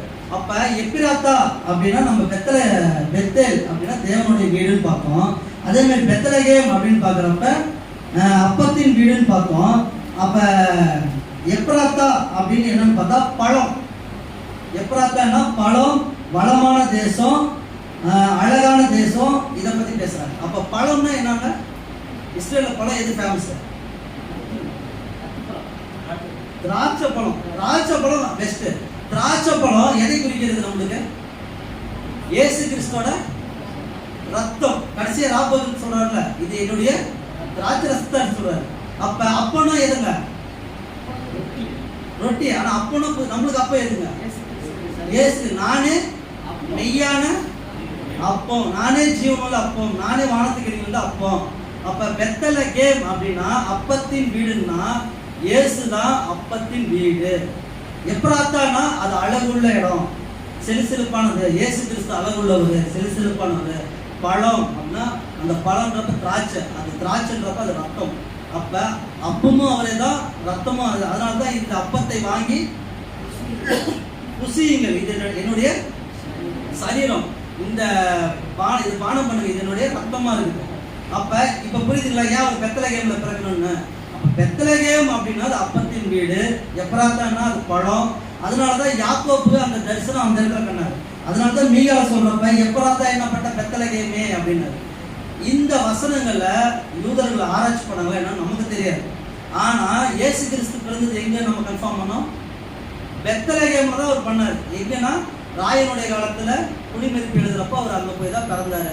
அப்ப இயேசு கிறிஸ்து பிறந்த இடம் கன்ஃபார்மா நம்ம பழைய ஏற்பாட்டுல பிக்சர் பண்றப்ப எக்ஸாக்டா எங்கன்னா அவரு அப்பமாவும் திராட்சை ரசமாவும் எங்கதான் வந்தாருன்னு கேட்கறப்ப பெத்லகேம்ல வந்தாரு நம்ம கன்ஃபார்ம் பண்ணிட்டோம். அப்புறம் அதுக்கே ஒரு வசனங்கள் வாசிப்போம். எரேமியா 31:15 வாசிக்கலாம். ராமாவிலே புலம்பலும் கசப்பும் ஆன அழுகையுமாகிய கூக்குரல் கேட்கப்பட்டது. ராகேல் தன் பிள்ளைகளுக்காக அழுது தன் பிள்ளைகள் இல்லாதபடியால் அவைகளின் நிமித்தம் ஆறுதல் அடைந்திருக்கிறார் என்று கர்த்தர் சொல்லுகிறார். இந்த வசனம் மட்டும் ஆசிரியர்கள் என்ன விஷயம் இந்த வசனம் மட்டும் வாசிக்கிறேன். இப்ப இதுல பாத்தீங்கன்னா எரேமியா 31:15 சொல்றாரு, ராமாவிலே புலம்பலும் கசப்பான அழுகையுமாகிய கூக்குரல் கேட்கப்பட்டது. ராகேல் தன் பிள்ளைகளுக்காக அழுது தன் பிள்ளைகள் இல்லாதபடியால் அவைகள் நிமித்தம் ஆறுதல் அடையாதிருந்தால் என்று கர்த்தர் சொல்லுகிறார். இது வந்து பழைய ஏற்பாட்டில் எரேமியால சொல்லப்பட்டுச்சு. ஆனா இது எந்த காலத்துல நடந்துச்சுங்க? நமக்கு தெரியறப்ப புதிய ஏற்பாடு காலத்துல கர்த்தராகிய இயேசு கிறிஸ்து பிறக்கும் பொழுது. இப்ப நம்மளோட கேள்வி என்னன்னா, இயேசு கிறிஸ்து பிறந்தது எங்க? பெத்லகேம். எப்ராத்தா என்னப்பட்ட பெத்லகேம். ஆனா இங்க வசனம் என்ன சொல்லுது? தீர்க்கதரிசனமா ராமாவிலே அப்படின்னு. ராமாவும் பெத்லகேமும் எப்ராத்தாவும் ஒரே ஊருங்களா? நமக்கு கேள்வி வருங்களா? அப்ப தீர்க்கதரிசனம் சொல்ற மாதிரி நம்ம பார்க்கணும், ஆராய்ச்சி பண்ணணும்ல. அப்ப ராமாவிலேன்றப்ப அப்ப ராமா பெத்லகேமும் ஒண்ணா நமக்கு தெரிஞ்சு அப்படின்னு பார்த்தீங்கன்னா மத்தேயு இதே வசனம் மத்தேயு 2:17 இது மட்டும் வாசிங்க. மத்தேயு 2:17 புலம்பலும் அழுகையும் மிகுந்த துக்கம் கொண்டாடலும் ஆகிய கூக்குரல் ராமாவிலே கேட்கப்பட்டது. ராகேல் தன் பிள்ளைகளுக்காக அழுது அவைகள் இல்லாதபடியால் ஆறுதல் அடையாது இருக்கிறாள் என்று எரேமியால உரைக்கப்பட்டபடி நடந்துச்சு வசனம் இருக்குது. இப்ப அதுதான் நம்மளோட கேள்வி. அப்ப இந்த ராமான்றது எங்க இருக்குது அப்படின்னு பார்த்தீங்கன்னா 1 சாமுவேல் 7:11 வாசிங்க. 1 சாமுவேல் 7:17 அவன் ராமாவுக்கு திரும்பி வருவான், அவனுடைய வீடு அங்கே இருந்தது. அங்கே இப்ப பாத்தீங்கன்னா அவன் ராமாவுக்கு திரும்பி வருவான், அவனோட வீடு அங்கே இருந்ததுன்னு சொல்லிச்சு. அப்ப அந்த ராமால யாரோட வீடு இருந்துச்சுன்னு கேட்டீங்கன்னா இவரு சாமுவேலோட வீடு. சாமுவேல் எங்க இருந்தாருன்னா ராமாவோட தான் இருந்தாரு. அப்ப இந்த ராமா பகுதி அப்படின்னு பாக்குறப்ப ராமா என்றால் என்னன்னா தீர்க்கதரிசி பட்டணங்கள் எனப்படும். ஏன்னா சாமுவேல் என்ன பண்ணுவாருன்னா இஸ்ரவேல் எல்லாரையும் நியாயம் தீர்த்து ராமாவுக்கு போவாரு. அதே மாதிரி ஏதாச்சும் ஒரு பிரச்சனைனா எல்லாரும் எங்க வருவாங்கன்னா ராமாவுக்கு தான் வருவாங்க சாமுவேல் காலத்துல. அப்ப இந்த ராமா என்றால் தீர்க்கதரிசி பட்டணங்கள் அப்படின்னு சொல்லப்பட்டுச்சு.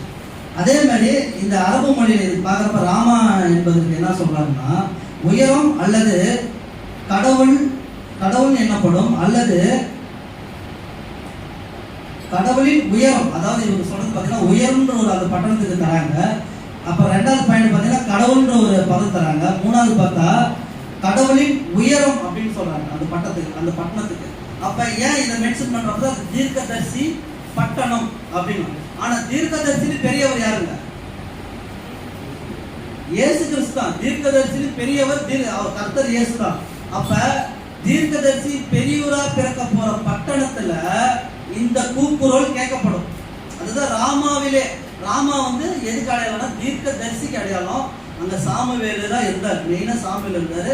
எல்லாத்தையும் நியாயம் தீர்க்கிறதுனா அங்கதான் அவங்க போவாங்க வருவாங்க எல்லாம் பண்ணாங்க. அதே மாதிரி இயேசு கிறிஸ்து ஒரு பெரிய தீர்க்கதரிசி பிறப்பாரு. அந்த பகுதி ராமா மாதிரி, அந்த ஈக்குவலா சொல்றாங்க, ராமா மாதிரி அந்த பட்டணம், அந்த பட்டணத்துல கூக்குரல் கேட்கப்படும் அப்படின்னு சொல்றாங்க. இப்ப ராக்கேல் எதுக்காக வரணும்?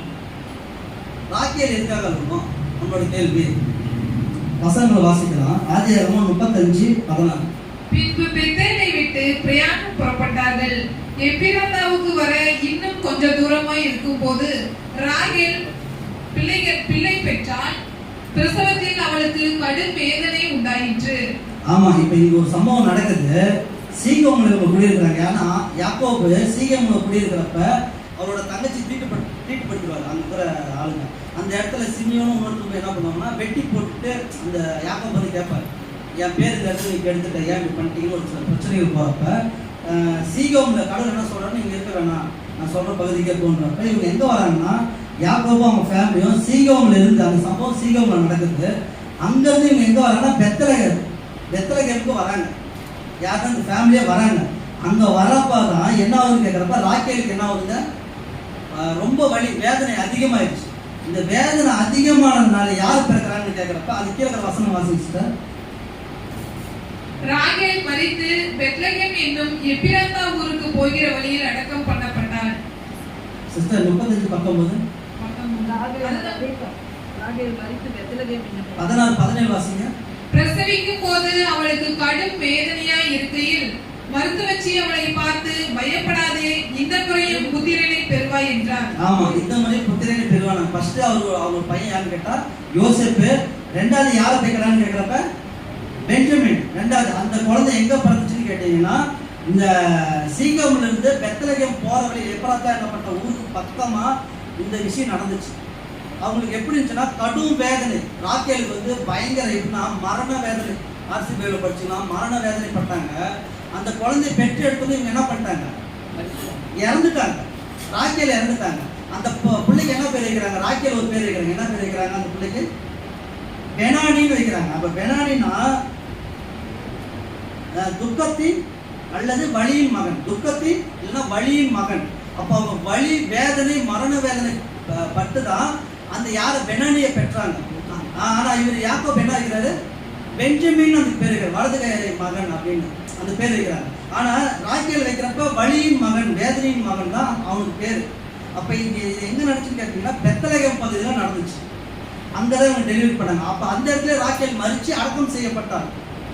அந்த வலி வேதனை எப்படி ராக்கேலுக்கு இருந்ததோ அதே மாதிரி ராமா என்ற தீர்க்கதரிசி பட்டணம் இது பெத்லகேம். அந்த பெத்லகேம்ல ராக்கேல் பட்ட வேதனையை அங்க இருக்கிறவங்க பெறணும். ஏன் 2 வயதுக்கு உட்பட்ட குழந்தைகளை வெட்டி போடணும். அவன் குழந்தைய பெற்றதுக்காக வேதனைப்பட்டா. இங்க குழந்தை இறந்ததுக்காக இங்க இருக்கிற ராக்கேல் அந்த மக்களை குறிக்கிறதா. ராக்கேல் தன் பிள்ளைகளுக்காக அழுது அந்த வசனம் படிங்க மத்தேயுல. அப்பொழுது ஏரோது தான் சாஸ்திரிகளால் 2:7-17 வாசிங்க. புலம்பலும் அழுகையும் மிகுந்த துக்கம் கொண்டலும் ஆகிய கூக்குரல் ராமாவிலே கேட்கப்பட்டது. ராகேல் தன் பிள்ளைகளுக்காக அழுது அவைகள் இல்லாதபடியால் ஆறுதல் அடைந்திருக்கிறாள் என்று. அந்த பிள்ளைகள் இல்லாதபடியால் அவள் ஆறுதல் அடையாத இருக்கிறாள். அப்பனா குழந்தைகள் எதுவுமே அந்த வேதனை எப்படி வரும்னு கேட்கிறப்ப இந்த பட்டணத்துக்காக வரும். இதுதான் தீர்க்க தரிசனமாக உரைக்கப்பட்டது. ராக்கேல் எதுக்கு அடையாளம் கேட்டீங்கன்னா ராக்கேல் அந்த பகுதியில் இருக்கிற தாய்மார்களுக்கு அடையாளம். இப்ப இஸ்ரவேல்ன்றப்ப யார் சொன்னோம், யாக்கோபு தான். இஸ்ரவேல் அப்படி இஸ்ரேல்னாவே அது யாக்கோபு தான் குறிக்கும். அப்ப யாக்கோபோட பேர்ல தான் அந்த பட்டணமே இருக்குது. அப்ப அந்த பட்டணத்துல இருக்கிறவங்க யாக்கோபோட பிள்ளைங்க. அப்ப ராக்கேல் எதுக்கு அடையாளம், இந்த பகுதியில் இருக்கிற ஜனங்களுக்கு அடையாளமா தான் மீகால வந்து இந்த வசனம் சொல்றாரு. 5:2 இந்த வசனம் சொல்றாரு. இந்த மாதிரி சம்பவம் எங்க நடக்குன்னு கேட்கிறப்ப பெரிய தீர்க்கதரிசி ஆகிய இயேசு கிறிஸ்து மெசியாவாக பிறக்கும் பொழுது இது நடக்கும்னு சொல்லப்பட்டது இந்த தீர்க்க தரிசனம். ஆனா இது யூதர்கள் படிச்சாங்களா என்னன்னு தெரியாது. ஆனா இயேசு கிறிஸ்துவோட சம்பவம் வந்து நம்மளுக்கு புதிய ஏற்பாட்டிலிருந்து வரலாறுலயும் நம்மளுக்கு கொடுக்கப்படுது. அவங்க புதிய ஏற்பாடு ஏற்றுக்கலனாலும் வரலாறுல போய் கண்டுபிடிக்கலாம். ஆனா அவங்க கண்டுபிடிக்க மனசில். ஏன்னு கேட்டா இதுக்கு பின்னாடி அவங்களோட மைண்ட் வரும் நம்மளுக்கு, அவங்க என்னென்ன மைண்ட்ல இருக்கிறாங்க. அதே மாதிரி இதை பாக்குறப்ப இப்ப நம்ம பெத்லகேம் இதெல்லாம் பார்த்துட்டோம். அடுத்தது ஒரு வசனம் வாசிக்கலாம். மத்தேயு 2:15 மன்னிக்கும். மத்தேயு 2:15. ஏரோதின் மரண பரியந்தம் அங்கே இருந்தான். எகிப்திலிருந்து என்னுடைய குமாரனை வரவழைத்தேன் என்று தீர்க்கதரிசியின் மூலமாய் கர்த்தரால் உரைக்கப்பட்டது நிறைவேறும்படி இப்படி நடந்தது. ஆமா, இவங்க எகிப்துக்கு போயிட்டாங்க. அதுக்கப்புறம் என்ன பண்றாங்கன்னா அவர் அழைச்சிட்டு வர்றாரு. அது பாத்தீங்கன்னா அந்த வசனம் ஓசியா 11:1 சொல்லுவோம். படிங்க அதை. ஓசியா 11:1. ஓசியா 11:1. இஸ்ரவேல் இளைஞனாய் இருந்தபோது நான் அவனை நேசித்தேன். எகிப்திலிருந்து என்னுடைய குமாரனை வரவழைத்தேன். ஆமா, இந்த தீர்க்கதரிசனம் தான் அந்த சமயத்தில் நடந்த விஷயம். இது நம்ம ஆராய்ச்சி பண்ணோம்னா இதை நம்ம விட்டுலாம் இருக்கு. அடுத்தது ஒன்று பார்க்கலாம். ராஜாக்கள் வந்து அவங்களோட பாணியில, ராஜானா மேசியா, அவங்களோட இதுல மேசியா வந்து எப்படி இருப்பார்னா, மேசியா என்பவர் ஒரு அபிஷேகம் பண்ணப்பட்டவராக இருப்பார். எப்படி அப்படின்னா தீர்க்கதரிசி மூலமாக அபிஷேகம் பண்ணப்பட்டவர், இல்லைன்னா போகன் அவர்கள் மூலியமா அபிஷேகம் பண்ணப்பட்டிருக்கும். இப்ப நம்மளுக்கு தெரியும் பழைய ஏற்பாட்டுல ராஜாக்களை யார் அபிஷேகம் பண்ணாங்க? ராஜான்னு ஒருத்தர் நியமிக்கிறப்ப தீர்க்கதரிசினா அவங்க எப்படி இருந்தாங்க? தேவாலயத்தில் பிரதான ஆசாரியா இருந்தாங்களா? தீர்க்கதரிசினா எப்படி இருப்பாங்க? எங்கோ வாழ்ந்துட்டு கடவுளுக்கு பிரியமா வாழ்ந்துட்டு கடவுள் சட்டத்தின் விட அப்படியே கீழ்படுவது தீர்க்கதரிசி. நம்மளோட கேள்வி, ஏன் பிரதான ஆசாரியன் ஆரோன் வகுப்புல வரவங்க போய் ராஜாக்களை போய் அபிஷேகம் பண்ண வேண்டியதானே? பிரதான ஆசாரியன் தானே பண்ண வேண்டியதானே போய் ராஜாக்களை யாராச்சும்? ஏன் இன்ன வரைக்கும் பைபிள பாக்குறப்ப பிரதான ஆசாரியன் போய் ஒருத்தர் யாராச்சும் ராஜாவா பண்ணியிருக்கிறாரு நம்மளுக்கு தெரிஞ்சு? இந்த மாதிரி இருக்குங்களா? ஏன் இல்லை? அப்ப இங்க என்ன விஷயம் சொல்லப்படுதுன்னா, இதோட காரணம் பின்னாடி வருது, புதிய ஏற்பாட்டில் தான் வருது. ஏன் அவர் அப்படி பண்ணாரு அப்படின்றதுலாம் பின்னாடி தான் வருது. இப்ப இதை நம்ம பாக்குறப்ப இந்த வசனம் நம்ம வாசிப்போம். ஏன்னு கேட்கிறப்ப, உதாரணத்துக்கு தாவீது அபிஷேகம் பண்ணது சாமுவேல், சவுல சாமுவேல், இவங்க இப்படிதான் பண்ணிட்டு வராங்க. ஆனா மெசியாவை வந்து அபிஷேகம் பண்ணப்படுறது யாரு கேட்டா தீர்க்கதரிசி தான் அவர் அபிஷேகம் பண்ணணும் அவங்க சொல்றாங்க. தீர்க்கதரிசி அதே மாதிரி அவங்க இதெல்லாம் போகன் அப்படின்னு. போகன்னா கடவுளுக்காக குகையில வாழ்ற ஒரு வகுப்பார். பரிசுத்த பைபிள் பேக் சைடு நீங்க படிச்சீங்கன்னா இஸ்ரேல் இருக்கிற வகுப்பார் பத்தி போட்டுருக்கோம். அதுல போகன்றது ஒரு குகை இருக்கும். அந்த குகை பேர் மறந்துச்சு. அந்த குகையில வாழ்றவங்க கும்ரான் குகை பகுதியில் வாழ்ற ஒரு வகுப்பா இருக்கிறாங்க. அப்ப இந்த வகுப்பாளர் இருக்கிறவங்க அவர் அபிஷேகம் பண்ணலாம்னு அவங்க சொல்றாங்க. இப்ப இந்த கும்ரான் பகுதியில் ஒருத்தர் வாழ்ந்தாரு. அவர் நம்மளுக்கு எல்லாமே தெரியும். அவர் வாழ்ந்தாரு. அவர் பக்காவா கடவுளுக்கு சாட்சியாக ஒரு நபர். வாசிப்போம். யாருங்க? கரெக்ட், யோவான் சாணம்னு அவரு. மத்தேயு வாசிப்போம். மத்தேயு 3:4 வாசிப்போம். இந்த யோவான் ஒட்டகமையின் உடையை தரித்து தன் அறையில் வற்பட்சியை கட்டி கொண்டிருந்தார். வெட்டுக்கிளியும் காட்டுத்தேரும் அவனுக்கு ஆகாரமாய் இருந்தது. லூக்கா 1:15 வாசிங்க ஒரு வசனம். அவன் கர்த்தருக்கு முன்பாக பெரியவனாய் இருப்பான். திராட்சரசமும் மதுவும் குடியான். தன் தாயின் வயிற்றில் இருக்கும் போதே பரிசுத்த ஆவியினால் நிரப்பப்பட்டிருப்பான். ஆமா, இப்படி ஒரு கடவுளா அது எப்படி சொல்றாருன்னா, கர்த்தருக்கு முன்பாக பெரியவனா இருப்பான். அதே இயேசு கிறிஸ்து மென்ஷன் பண்றாரு யோவான் பத்தி. ஸ்திரீகளால் பிறந்தவர்களில் யோவான் ஸ்நானனை காட்டிலும் பெரியவன் ஒருவனுமே இல்லை. ஏன் இந்த வசனமும் அவரையும் அப்படியே சொல்லணும்? யோவான் நான் அவ்வளவு பெரிய ஆளுங்களா? சாலமோனோட பெரிய ஆளா? ஆபிரகாமோட பெரிய ஆளான்னு கேட்டா ஆபிரகாமோட சாலமோனோட பெரிய ஆளு தான் இவரு. ஏன்னு கேட்டா இவரு யாரு கேட்டா ஒரு கேட்கிற, நீ தீர்க்கதரிசியா? இல்ல. நீ மேசியாவா? இல்ல. நீ எலியாவா? இல்ல. அப்ப நீ யார் தான் அப்படின்றப்ப அவர் என்ன சொல்றாங்க? அது எங்கன்னா தீர்க்கதரிசியால் உரைக்கப்பட்டபடி நான் வனாந்தரத்திலே கூப்பிடுவேன்னு சத்தம். என்ன கூப்பிட்டாரு? கர்த்தருக்கு வழியை ஆயத்தம் பண்ணுங்க. பிதாக்களோட இருதயத்தை பிள்ளைகளுக்கும், பிள்ளைகளோட இருதயத்தை பிதாக்களுக்கும். அப்ப இவர் அபிஷேகம் பண்ணப்பட்டவர் யாருன்னு கேட்டா, இன்ன வரைக்கும் யாராலையும் கண்டுபிடிக்க முடியாத மிகப்பெரிய ராஜாவை இவர் அபிஷேகம் பண்றாரு. எங்க அபிஷேகம் பண்ணாருன்னு கேட்கிறப்ப நம்மளுக்கு டீட்டெயிலா தெரியும். யோர்தானால ஞானஸ்தானம் கொடுக்கிறாரு. இவர் தான் அவரை காட்டுறாரு. எப்படி காட்டுறாருன்னா வசனம் அதையும் வாசிச்சிடலாம். நானும் இவரை அறியாதிருந்தேன். இவர் இஸ்ரவேலுக்கு வெளிப்படும் பொருட்டாக நான் ஜனத்தினாலே ஞானஸ்தானம் கொடுக்க வந்தேன் என்றார். அதாவது எப்படி சொல்றாருன்னா, நான் இவரை அறியாத இருந்தேன். இவர் எப்படிங்கிறாரு? இஸ்ரவேலுக்கு வெளிப்படுத்தும் படியாக. அப்ப இயேசு கிறிஸ்துவ யாரு வெளிப்படுத்துறாருன்னா யோவான் தான் வெளிப்படுத்துறாரு. அப்ப இது எவ்வளவு பெரிய வேலை. போகன், இவர் வந்து தீர்க்கதரிசி. ஆனா அவர் தீர்க்கதரிசி அல்லன்றாரு. இருக்கிறதுல பெரிய தீர்க்கதரிசி யாருன்னு கேட்டா அது யோவான் ஸ்நானம் தான். ஏன்னா மெசியா இவர் தானே கண்டுபிடிச்சவர் இவரு. ஆனா இவங்க எவ்வளவு பெரிய ஆளுங்க இருக்கிறாங்க யூதர்கள், நாங்க பிரதான ஆசாரியர்கள் அப்படி இப்படி பேசுற இவங்க எல்லாம் சொல்லக்கூடிய நபர் இவரை கண்டுபிடிக்க முடியல. சிம்பிளா வந்த ஒரு மனுஷன் கண்டுபிடிச்சாருன்னா இவர் சின்ன வயசுல பரிசுத்த ஆவியினால் இதற்காகவே நிரப்பப்பட்டு அழிக்கப்பட்டவரா இருந்தவர் தான் இந்த யோவான் ஸ்நானகர். நம்ம பார்க்கலாம், ஒரு வசனங்கள் வாசிக்கலாம். யோவான் 1:33 வாசிங்க. நானும் இவரை அறியாதிருந்தேன், ஆனாலும் ஜலத்தினால் ஞானஸ்நானம் கொடுக்கும்படி என்னை அனுப்பினவர் ஆவியானவர் இறங்கி யார் மேல் தங்குவதை நீ காண்பாயோ அவரே பரிசுத்த ஆவியினால் ஞானஸ்நானம் கொடுக்கிறவர் என்று எனக்கு சொல்லியிருந்தார். ஆமா, அவர் சொல்றாரு பாருங்க, நான் அவர் அறியாதிருந்தேன், என்னை அனுப்பினவர், அவரை அனுப்பினவர் பிதாவாகிய தேவன் தான். என்னை அனுப்பினவர் ஆவி புறா போல யார் மேல இறங்குதோ அவர் தான் யாரு?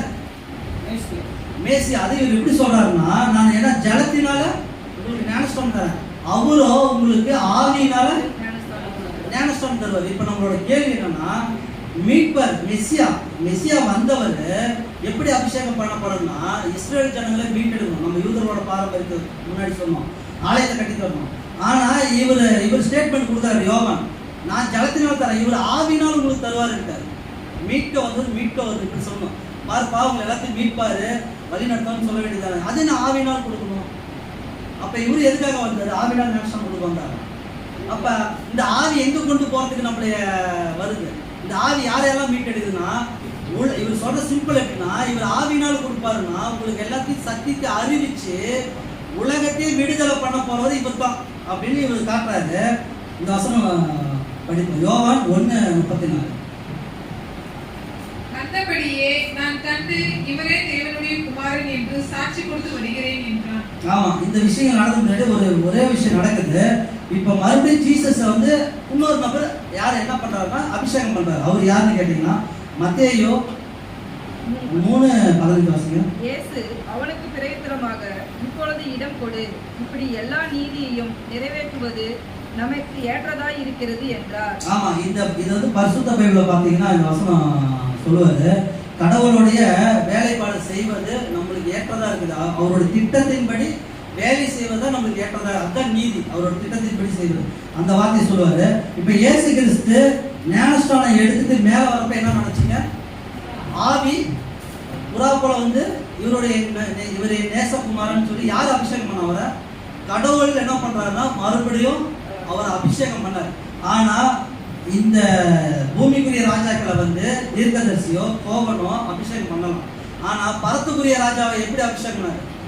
இந்த ராஜா எப்படி இருப்பாருன்னா, மீகால சொல்றப்ப எப்பராத்த என்னப்பட்ட பெத்தலகேமே, நீ யூதா தேசத்துல ஆயிரம் சிறிதா இருந்தாலும் ஆள போகிறவர் எங்கன்னா உன்னிடத்திலிருந்து எங்க வருவாரு? என்னிடத்துக்கு வருவார்.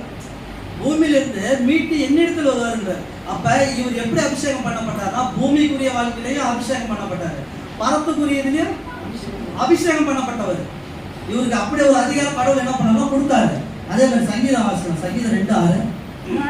நான் என்னுடைய பரிசுத்த பர்வதமாகிய சியோன் மீது என்னுடைய ராஜாவை அபிஷேகம் பண்ணி வைத்தேன் என்றார். ஆமா, இது யாருன்னு கேக்குறப்ப கர்த்தராகிய இயேசு கிறிஸ்து தான். இப்ப என்னன்னா அபிஷேகம் பண்ணி முடிச்சிட்டாரு. எதுக்காக? ராஜாவாக இவர் தேர்வு செய்யப்பட்டார். எப்படின்னா 2 விதம். ஒன்று வந்து பூமியில இருக்கிற அத்தனை பேருக்கு பாவத்திலிருந்து மீட்டெடுக்கிற ஒரு ராஜாவா வந்தாரு. அவர் 1000 ஆண்டு அரசாட்சியில பூமியை ஆளுகை செய்கிற ராஜாவுமா இருக்கிறாரு. அப்ப பாத்தீங்கன்னா இன்னொரு கேள்வி அவங்க வச்சாங்க, என்னன்னு கேட்டா மோசே மாதிரி அவர் என்ன பண்ணணும்? தோராவை எங்களுக்கு கற்றுக் கொடுக்குறவரா இருக்கணும் அவங்களோட பாணியில. இப்ப இயேசு கிறிஸ்து தோராவை நம்மளுக்கு கற்றுக் கொடுத்தாரா இல்லைங்களா? எப்ப எங்க கற்றுக் கொடுத்தாரு அப்படின்னு பாத்தீங்கன்னா ஃபர்ஸ்ட் அபிஷேகம் பண்ணப்பட்டாரு. அபிஷேகம் பண்ண உடனே நிழலும் பொருளும் நீங்க வச்சு பாத்தீங்கன்னா கரெக்டா இருக்கும். மோசே என்ன பண்ணாருன்னா மோசே மாதிரி இருக்குன்னு சொன்னாங்க. இயேசு கிறிஸ்து மோசே போய் கடவுள்கிட்ட நியாயப்பிரமாணம் வாங்கிட்டு வந்தாரு. அதே போல இவரு உடன்படிக்கை பண்ணிட்டு எங்க போனாருன்னா 40 நாள். மோசே 40 நாள் எங்க போனாருன்னா கட்டளைகள் வாங்க போனாரு. இவரு 40 நாள் எங்க போனாரு? வனாந்தரத்துக்கு போனாரு. அப்ப 40 நாள் இவர் என்ன வாங்கியிருக்கணும்? மோசே என்ன வாங்கிட்டு வந்தாரோ அதை தானே அவரும் வாங்கிட்டு வந்துருக்கணும், இல்ல வேற ஸ்பெஷலா எதுவும் வாங்கியிருப்பாரா? அப்படின்னா மோசே நிழல் பொருள் அதான் வாங்கிட்டு வராரு. அதனாலதான் வாங்கிட்டு வரப்போ ஒரு 2-3 சாட்சி நம்மளுக்கு கிடைக்குது. என்னன்னு சாத்தான் வரான் வந்து என்ன சொல்றான்? ஆமா, வனாந்தரத்துக்கு போயிட்டாரு. கட்டளை வாங்கிட்டு வரப்ப நீ தேவனுடைய குமாரன் இருந்தா அந்த கல்லுகளை அப்பமாக்கும் என்னை வணங்கு இதெல்லாம் சொல்றாரு. ஆனா அவர் என்ன பண்ணாருங்க? கடவுளுடைய வார்த்தையின்படி கற்பனையில இருந்து அப்படியே சொன்னாருன்னா அவர் மைண்ட்ல என்ன ஆயிடுச்சுங்க, பதிக்க. அவரு மோசே எப்படி வாங்கிட்டு வந்தாரோ அதே மாதிரி இவரும் வாங்கிட்டு வர்றாரு. அப்ப சாத்தான் வந்து டெஸ்ட் பண்றப்ப அதே வார்த்தை வைக்கிறாரு, இப்படிதான்ப்பா இருக்குதுன்றப்ப. அப்ப 40 நாள் எப்படி ஆயிட்டாருன்னா மோசே போல பிரமாணங்கள், புதிய பிரமாணங்கள் வாங்கிட்டு வந்தவர் யாருன்னு கேட்கிறப்ப அது கர்த்தராகிய இயேசு கிறிஸ்து. அவர் கொண்டு வந்து பழைய பிரமாணம், இவர் கொண்டு வந்து புதிய பிரமாணங்களை கொண்டு வராரு. அதனாலதான் சாத்தான் கிட்ட அந்த பிரமாணத்தை பத்தி பேசுறாரு. இதெல்லாம் பிரமாணத்துல இருந்து உனக்கு தெரியாதான்றாரு. அவர் கம்பெனி போயிட்டாரு. இப்ப இயேசு கிறிஸ்து வாங்கிட்டு வந்து முதல் வேலையை அவர் செய்யறாரு. இது நம்மளுக்கு எல்லாத்துக்கும் தெரியும். மத்தேயு 3, அதாவது முதல் வேலை என்ன செய்யறான்னு பாத்தீங்கன்னா மத்தேயு 5ஆம் அதிகாரத்துல ஒரு வேலை செய்யறாரு. என்ன வேலையை செஞ்சாரு? மத்தேயு 5ஆம் அதிகாரம் நம்ம என்ன சொல்லுவோம்? மலப்பிரசவம். சகோ சொன்னார் மலப்பிரசவம் நம்ம மைண்டுக்கு வரும். ஏன் மலப்பிரசவம் பண்ணாரு வந்த உடனே அப்படின்னு கேட்டீங்கன்னா, மலப்பிரசவத்துல என்னென்ன சொன்னாருன்னா நியாயப்பிரமாணத்தை அப்படியே சொல்லுவார். என்ன சொல்லுவார் நியாயப்பிரமாணத்தை? உன் கடவுள் என்று உன்னோட கடவுளை முழு எழுத்தோட முழு ஆத்மோட அன்பு கூறுவாயாக, ஆவில எளிமுள்ளவர்கள் பாக்கியவான்கள், சமாதானம் பண்ணுகிறவர்கள் பாக்கியவான்கள் அப்படின்னு சொல்லி மத்திய 5ஆம் அதிகாரத்துல அவரோட ஃபர்ஸ்ட் மலப்பிரசங்கம் அப்படிதான் இருந்துச்சு. அப்ப இவரு நியாயப்பிரமாணத்தை போதிக்கிறவரா இருக்குன்னு அவங்க சொன்னாங்க. நியாயப்பிரமாணத்தை தான் போதிச்சார். அந்த நியாயப்பிரமாணத்துல சொல்லப்படி அந்த மத்திய 5ஆம் அதிகாரம் நீங்க வாசிச்சு பாத்தீங்கன்னா பரிசேயர்கள் செய்த குற்றத்தை எல்லாம் சுட்டி காட்டியிருப்பாரு. ஏன்னு கேட்டீங்களா, உன் தாய் தகப்பனை கனம் பண்ணுன்னு வேதம் சொல்லுது பழைய ஏற்பாட்டுல. ஆனா நீங்க பலி செலுத்திட்டா போதும்னு சொல்றீங்க அப்படின்னு பர்ஃபெக்டா எடுத்து காட்டுறத மத்திய 5ஆம் அதிகாரம். அப்ப இந்த மத்திய 5ஆம் அதிகாரம் பாத்தீங்கன்னா நியாய பிரமாணத்தை அப்படியே எக்ஸாக்டா சொல்லி அதை அப்படியே அன்பின் பிரமாணமா சொன்னவங்க இயேசு கிறிஸ்து. ஆனா இந்த விஷயத்த அவங்களுக்கு தெரிஞ்சே இல்லையா, ஆனா கடவுள் நம்மளுக்கு வெளிப்படுத்தினார். அவர் வந்து மோசே மாதிரி அதிகாரம் உள்ளவரா இருந்தாரு. மோசே மாதிரி கடவுளோட வார்த்தை பர்ஃபெக்டா சொன்னவர் ஒரே நபர் யாருன்னா அது கர்த்தர் இயேசு. மத்திய 5ஆம் அதிகாரம் நீங்க டீட்டெயிலா படிச்சு பழைய ஏற்பாடு சம்பவம் வச்சு பாருங்க, எக்ஸாக்டா இருக்கும். அப்ப அவர் யார் கேட்கிறப்ப மோசே மாதிரி தான் இருந்தவர். என்னை போல் அப்படின்றாரு. என்னை போல அவர் எப்படின்னா உங்களுக்கு போதிச்சாரு. அதே மாதிரி அவர் எப்படி நியாயப்பிரமாணத்தை கற்றுனார், நிறைவேற்ற வந்தார். நான் நியாயப்பிரமாணத்தை என்ன பண்ண நிறைவேற்ற, அழிக்க வரல, நிறைவேற்ற வந்தார் அப்படின்னு சொல்றாரு. அதே மாதிரி ஒரு வசனங்களை வாசிக்கலாம். ஒரு ஸ்திரீ கூட ஒரு வார்த்தை கேட்கறாங்க. இவங்க யோவான் 4:25 வாசிங்க. அந்த ஸ்திரீ அவரை நோக்கி, கிறிஸ்து எனப்படுகிற மேசியா வருகிறார் என்று அறிவேன், அவர் வரும்போது எல்லாவற்றையும் நமக்கு அறிவிப்பார் என்றார். அது கானான் ஸ்திரீ கிட்ட பேசுறப்ப கானான் ஸ்திரீ என்ன சொல்றாங்கன்னா, மேசியான்னு ஒருத்தர் வருவார்னு எங்களுக்கு தெரியும், அவர் வந்து எங்களுக்கு எல்லாத்தையும் சொல்லி தருவார். இதான் இப்ப இருக்கிற யூதர்கள் சொல்றாங்க. மேசியா என்பவர் வந்து தோராவை பற்றி எங்களுக்கு சொல்லி தருவார் எல்லா விஷயத்தையும் அப்படின்னு வசனத்துல இருக்கிற இந்த வசனம் நம்மளுக்கு எப்படின்னா ஸ்ட்ராங்கா இருக்குது. கானான் ஸ்திரீயும் அதே தான் சொல்றாங்க. கானான் ஸ்திரீ என்ன சொல்லுவாங்கன்னா, எங்கள் முன்னோர்கள் இந்த இடத்துலதான் கடவுளை வணங்கினார்கள். ஆனா இப்ப இருக்கிறவங்க என்ன சொல்றாங்கன்னா, அந்த மலையில போய் தொழுது கொள்கிறார்கள் கேட்கிறப்ப அதுக்கு அவர் என்ன சொல்றாரு, ஸ்திரீயே கவலைப்படாத, பிதாவை எங்கும் தொழுது கொள்கிற காலங்கள் வரும் அப்படின்றாரு. அப்ப இவங்க மைண்ட் செட் கரெக்டா கிளியரா இருக்குது. தோரா படி மேசியா என்பவர் எங்களுக்கு தோராவை கற்றுக் கொடுக்கிறவரா இருப்பாரு. இவங்க சாட்சி கொடுக்குறாங்க. இதே யோவான் 5:45 ஒரு வசனம் சொல்றாங்க. பிதாவினிடத்தில் நான் உங்கள் மேல் குற்றம் சாட்டுவேன் என்று நினையாதிருங்கள், நீங்கள் நம்புகிற மோசேயே உங்கள் மேல் குற்றம் சாட்டுவார். ஆமா, நீங்க நம்புகிற மோசேயே உங்கள் மேல் குற்றம் சாட்டுவாங்க. ஏன்னு கேட்டீங்கன்னா, அது கீழே படிச்சு பாத்தீங்கன்னா அது கீழே என்ன சொல்லுவான்னு கேட்டீங்கன்னா, மோசே சொன்ன வார்த்தையை ஏற்றுக்கொண்டீங்களா என்னையும் நீங்க ஏற்றுக்கொண்டிருப்பீங்க அப்படின்னு சொல்லுவார். சில டீட்டெயிலாக சொல்லுவார். ஏன்னு கேட்கிறப்ப மோசே எப்படி நியாயப்பிரமாணத்தை போதிச்சாரோ அதே போலதான் கர்த்தர் இயேசுவும் நியாயப்பிரமாணத்தையும் போதிச்சார், அன்பின் பிரமாணத்தையும் போதிச்சார். அதே மாதிரி யோவான் 5 உபாகமும் 18:15 வாசிங்க. மோசே சொன்ன வார்த்தை இது.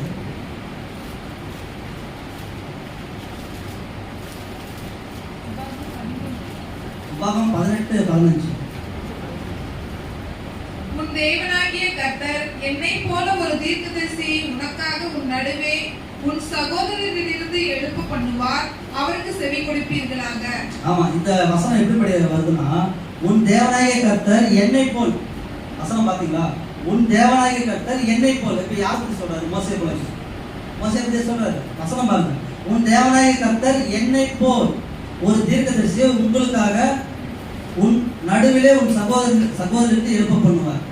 அப்படின்னா இந்த இடத்துல அவரை பத்தி தான் சொல்றாரு, கர்த்தர் பத்தி தான் சொல்றாரு. உங்களுக்கு உங்கள் தேவனாய் கர்த்தர் என்னை போல் அப்படின்றார். இதுக்கு எப்படி எவிடன்ஸ் எடுக்கலாம்னு பார்த்தீங்கன்னா உபாகமம் 18 வாசிங்க. உன்னை போல ஒரு தீர்க்கதரிசியை நான் அவர்களுக்காக அவர்கள் சகோதரரிலிருந்து எழுப்ப பண்ணி என் வார்த்தைகளை அவர் வாயில் அருளுவேன். நான் அவருக்கு கற்பிப்பதை எல்லாம் அவர்களுக்கு சொல்லுவார். இப்பதான் சொல்றாரு உன்னை போல் அப்படின்றாரு. அப்ப உன்னை போல யாரு? அது மோசே. ஆனா இங்க வரப்போ தேவனாய கர்த்தர் என்னை போல் அப்படின்றாரு. இது கொஞ்சம் இதாக இருக்கு இந்த வசனம். ஏன்னு கேட்கிறப்ப ஒரு சகோதரர் படிக்கிறப்ப இதெல்லாம் சொல்றாருன்னா உன் தேவனாய கர்த்தர் என்னை போல்ன்றப்ப அந்த இடத்துல மோசே சொல்ற மாதிரி அவரை பத்தி தான் சொல்றாரு. என்ன மாதிரி தான் இருப்பாரு. ஏன்னு கேட்கிறப்ப இயேசு கிறிஸ்துவோட கேரக்டர் குணலட்சணம் யாரை போல இருந்துச்சு? பிதாவை போல இருந்துச்சு. பிதாவை வெளிப்படுத்துறவரா இருந்தாரு. அவரை போல இருந்தவர் யாரு கேட்டா அவர் மட்டும்தான், யாருமே கிடையாது. அப்ப இங்க பார்க்கப்ப உன்னை போன்றப்ப மோசே போலவும் இருந்தவர் அவர் தான் அப்படின்றாரு. உபாகமம் 18:19. என் நாமத்தினாலே அவர் சொல்லும் என் வார்த்தைகளுக்கு செவி கொடாதவன் எவனோ அவனை நான் விசாரிப்பேன். ஆமா, அவரோட வார்த்தைக்கு செவி கொடாத யாரோ அவனை நான் விசாரிப்பேன். இது ஏசாயா 8:14 பார்த்தீங்கன்னா சாட்சி ஆகமத்தை காட்டி என் சீசருக்குள் வேதத்தை முத்திரை போடுவேன் என்றார். சாட்சி ஆகமம்னா என்னங்க? பழைய ஏற்பாடு. அதே மாதிரி சாட்சி ஆகமத்தை என் சீசருக்குள் என்ன பண்ணா முத்திரை போடுவேன்னா எப்படிங்க முத்திரை போட்டார்? பழைய ஏற்பாட்டில் இருக்கிற சம்பவங்களை எடுத்து காட்டுற சீசர்களை எப்படி பண்ணாருன்னா முத்திரை போட்டார். நான் தான் மேசியா, நான் தான் இதெல்லாம் கரெக்டாக பண்ணுறேன், நான் தான் உங்களை மீட்க வந்து எப்படி முத்திரை போட்டார்னா பர்ஃபெக்டாக முத்திரை போடப்பட்டார் பழைய ஏற்பாடின்படி. அந்த இது ஏசாயா வந்து ஒரு ஸ்ட்ராங்கான வசனம். இன்றைக்கும் நம்ம வந்து இயேசு கிறிஸ்து எதனால ஏற்றுக்கணும்னு கேட்டிங்கன்னா பழைய ஏற்பாட்டில் இருக்கிற அத்தனை வசனம் நம்மளுக்கு ஸ்ட்ராங்காக இருக்குது. இவர் தான் மேசியா என்பது கரெக்டாக எக்ஸாக்டாக இருக்குது. ஆனால் அவங்களுக்கு அது புரிதா இல்லைன்னு நம்மளுக்கு தெரியல. அதே மாதிரியே இன்னொரு கேள்வி அவங்க வச்சது இஸ்ரேல் ஜனங்களை ஒன்று சேர்த்துவார். சதறி இருக்கிறவங்க ஒன்று சேர்த்தது யாருன்னு கேட்டீங்கன்னா மேசியான்னு சொன்னாங்க. அதே மாதிரி மத்தேயு 5:24 வாசகம்.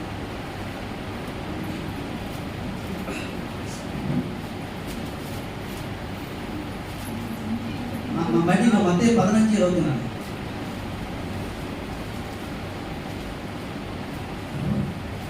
அதற்கு அவர் காணாமல் போன ஆடுகளாகிய இஸ்ரேல் வீட்டாரிடத்திற்கு அனுப்பப்பட்டேனே என்று மற்றபடி அல்ல என்றார்.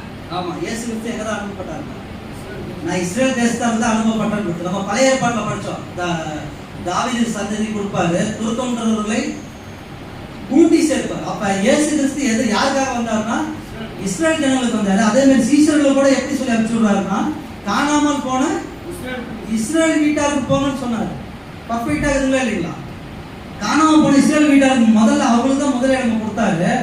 அப்போ பார்க்குறப்ப இயேசு கிறிஸ்து எதற்காகனா இஸ்ரேல் ஜனங்களுக்காக வந்து நம்ம கன்ஃபார்ம் பண்ணிக்கிறோம். பழைய ஏற்பாடு படியும் சரி, புதிய ஏற்பாடு படியும் சரி.